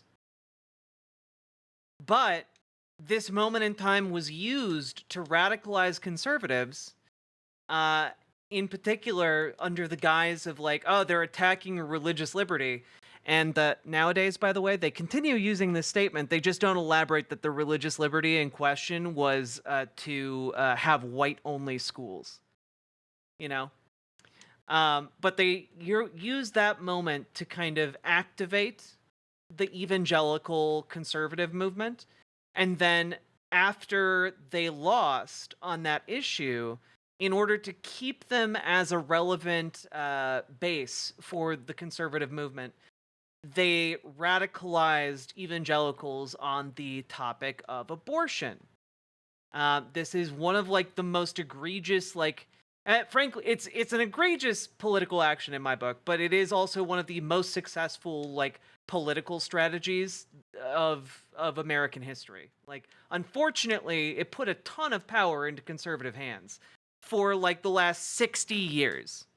And I know people might be tired of me talking about it, but prior to this moment, evangelical Christians in America didn't really object to abortion, which might be like a crazy thing to wrap your head around today, but it was largely seen as like a kind of agnostic position. Yeah, you could find Christians who were against it, but by and large, most Christians were pretty okay with it. They would point out that, like, hey, the Bible actually gives instructions on how to like induce an abortion in a woman in the Old Testament. Like, this seems to be a fine thing if it needs to happen. Like, we aren't thrilled if there's an abortionist in our town, but you know what? It's not like the end of the world. We'll live, and women will get medical care. Yeah, it was largely seen as a Catholic issue, but this is why I'm talking about the evangelical Christian community.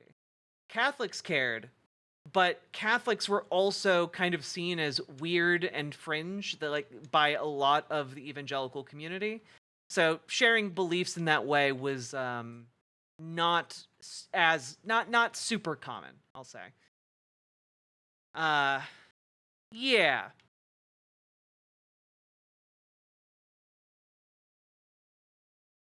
But I love that even this guy knows, like, I can't say that they were being attacked for, integrating religious schools. I have to say they were threatening the tax exemption of religious schools. Yeah. I'm not going to elaborate on it.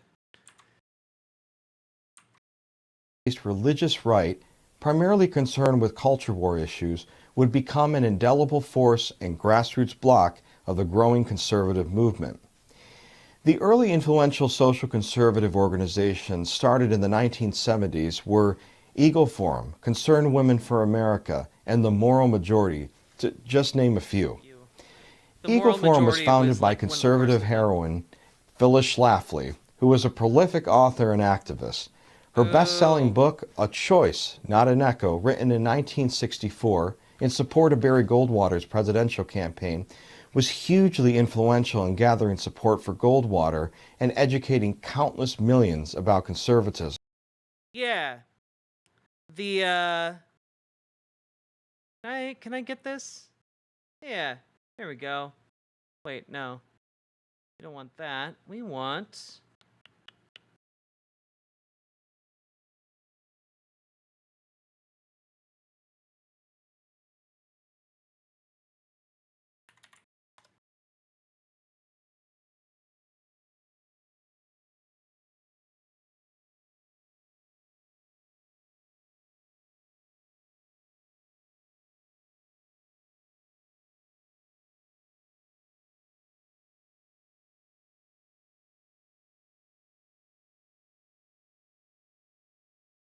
Phyllis Schlafly, by the way, is the woman who was like so bigoted against gays that she got pied in the face. And honestly, she got pied in the face and cried while trying to like push being bigoted towards people. She's a bad person. Yeah, this was also during like the time of Anita Bryant. Yeah. But Phyllis Schlafly also got pied, is my understanding. No, guys. Phyllis Schlafly was also pied. Let's see. The pie incident, like many other scenes in the series, is based on a true story from Schlafly's life. From the 1970s to the 1990s, a man named Aaron K. pied public figures who he considered detestable, which, like, well done, sir. From right-wing journalists to CIA chiefs, anti-abortion protesters, and Andy Warhol, K was part of the Youth International Party, aka the Yippies, a group of stoner anti-war activists that John Waters once described as smart-ass, late 1960s fake revolutionaries who think riots are a good place to get lucky for sex. Which is probably an accurate description of them, but you know what?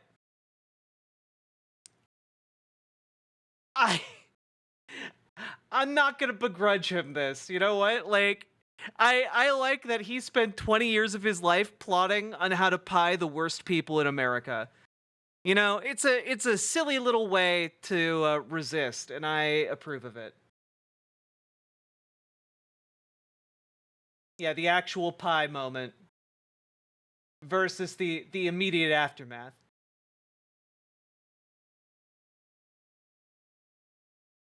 The actual incident went down on the Women's National Republican Club luncheon at the Waldorf Astoria Hotel in New York City.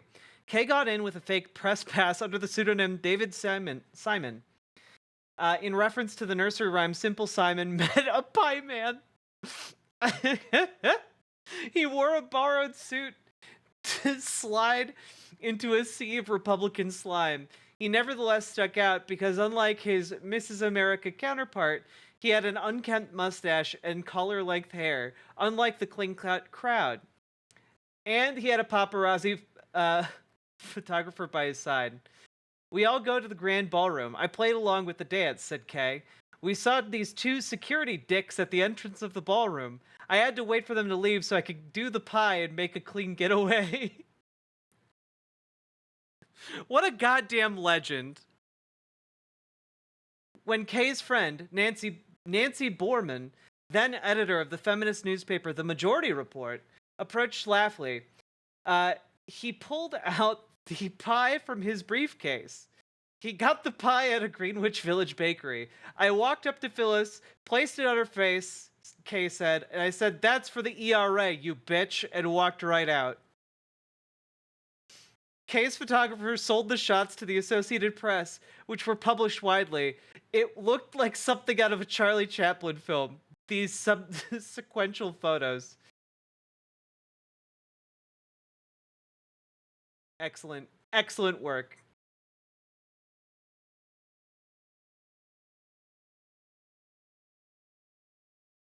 Though he didn't see Schlafly's response because he immediately bolted out the door, luncheon guests recalled her supposed retort, which Blanchett also delivers in the Miss America episode. Thank goodness it wasn't a cherry pie because it would have ruined my dress. Kay said he chose an apple pie because it's a classic American staple, but he does have one regret all these years later. I wish it was a cherry, raspberry, or blueberry pie to add some color to it, he said. I was being too nice with apple pie. What an incredible hero. What a hero. My God. This is you know what? If you're going to do some like real world political hijinks solo, like this is a way to do it, you know?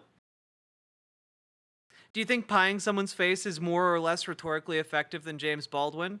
I think they are differently effective. Like they're not. It's not the same. It's not the same type of thing. This man's my hero. 10 out of 10. Oh God, we've been learning a lot of history today.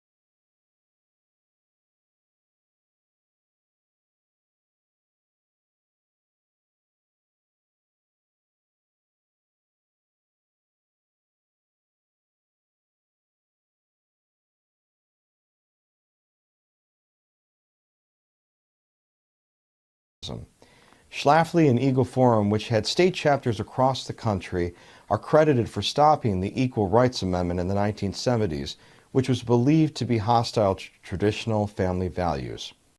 Wow, what a real hero. Stopping the bill that would have made men and women equal under the law. What a conservative hero. Good job, Phyllis Schlafly. What a man. People who support her are definitely not evil as hell.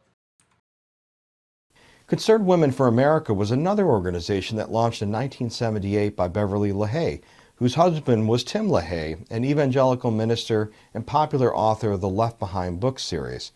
Like Eagle Forum, Cool. they stood against radical feminism but were much more involved in legislative battles on Capitol Hill. The other influential group was the Moral Majority, founded by Baptist minister Jerry Falwell and Paul Weyrich. And Weyrich was the one who came up with the name Moral Majority. At its peak, it had 4 million members with 20 state chapters and became one of the most influential lobbying groups in the country, and certainly throughout the Reagan presidency. With the addition of both the neoconservatives and social conservatives, the conservative movement seemed healthy as it was attracting more members and influence.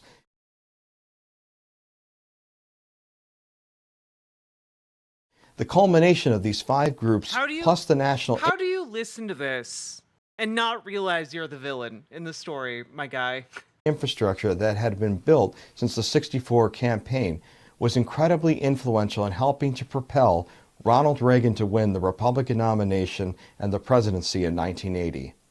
In just 16 years after Goldwater's consequential defeat, conservatives would soon elect its hero, Ronald Reagan. Reagan's presidency was not just a win, but was called a revolution. The Reagan Revolution would be the first fusionist presidency, with Reagan asking representatives from the various conservative groups to serve in his administration. Reagan is credited for fixing our economy from the disastrous Carter-run years, lowering taxes significantly for all Americans, and for devising and implementing a successful strategy to win the Cold War and defeat Soviet communism peacefully. In his inaugural address, Reagan talked about getting government out of the way and restoring the proper balance between the citizen and government, a recognition that since the FDR days, government had grown beyond its constitutional mandates. Conservatives finally had someone in power championing American constitutionalism again. But more than anything else, Reagan brought a sense of morning in America again, a 1984 election campaign slogan that signified a new posture for the American people, a new hope, a new confidence, a reminder that America was still that shining city on a hill and did not have to be a nation with a crisis in confidence. The Reagan presidency would fully legitimize a conservative movement that had its early beginnings just a few decades ago and would fundamentally change the American political landscape. Today, conservatives enjoy widespread acceptance and legitimacy and is the driving grassroots force behind a major political party. Now, there are still boundless challenges for the conservative movement as seen throughout the last few years and with much pessimism for the times we now live in. But as Dr. Edwards once reminded me, conservatives have had even greater challenges when a conservative movement didn't exist at all.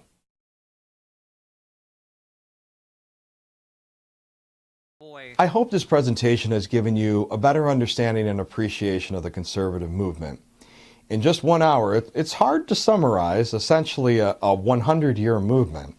In my class at American University, I normally have 2.5 hours weekly for 15 weeks to do this. But I hope you leave with a sense of appreciation of what came before us and the giants whose shoulders we stand on. With more time, it would be interesting to investigate and further dissect the conservative movement in the post-Reagan era, and I strongly encourage you to independently explore on your own. Other important highlights worth delving into would be the post-Reagan legacy, the courts, and the further expansion of the conservative movement, George H.W. Bush, Pat Buchanan, and the rise of paleoconservatives in the 1992 Republican presidential primary. Just want to remind you all, paleoconservatives, every single time I have talked to someone who calls themselves a paleoconservative, they're a Nazi. Like straight up white supremacist, like swastika-loving Nazi. Okay? Like, not in a hyperbolic sense, in a literal, like, oh yeah, I don't think Francisco Franco did anything wrong in Spain type of ways, you know? The fact that he's like, yeah, you know, I'd talk about them if I had more time. Sure you would, bud. Sure you would. Newt Gingrich, the 1994 Republican Revolution, and the Clinton presidency, the compassionate conservatism of George W. Bush, the War on Terror, and the beginnings of the conservative crack-up. Barack Obama, the modern progressive challenge, and the rise of the Tea Party and constitutional conservatism. The presidency of Donald Trump and its implications, and post-2020, the rise of the post-fusionists, post-liberals, paleocons, Straussians, and the future of the conservative movement. Make sure to check out the recommended reading section for more resources and links. I wish you all the best in your completion of your coursework. Thank you. That was a lot. Okay, we got a lot, man. The fuck is a paleocon? Lady Raincloud, unironically, when you hear someone call themselves a paleocon, they're just a Nazi. Like, a good example of someone who calls themselves a paleocon, John Doyle, all right? John Doyle calls himself a paleocon. He's just a Nazi. He's just a Nazi. Yeah.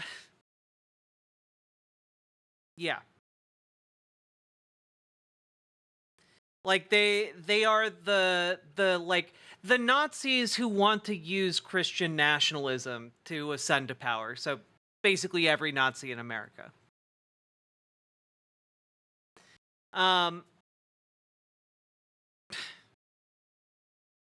Here's the video of Phyllis getting pied. I can't click on it, sorry. So I think here we really have like a very clear mask off moment where they're selling their fervent believers historically inaccurate visions of what the conservative movement has been, and are basically trying to tell them, hey, everyone, look, you're doing the right thing. Look at all these great people who are... Do you like beer? Do you like those beers that I named? Guess what? They're with us, all right? So don't feel bad about what you're doing. Look at all these great conservative... You've heard of Rupert Murdoch, haven't you? You've heard of Fox News. You're just another part... You're another link in the chain, okay? Throw yourselves on this pyre. It's okay. It'll only be hot for a moment. Like, it's some real evil stuff going on here.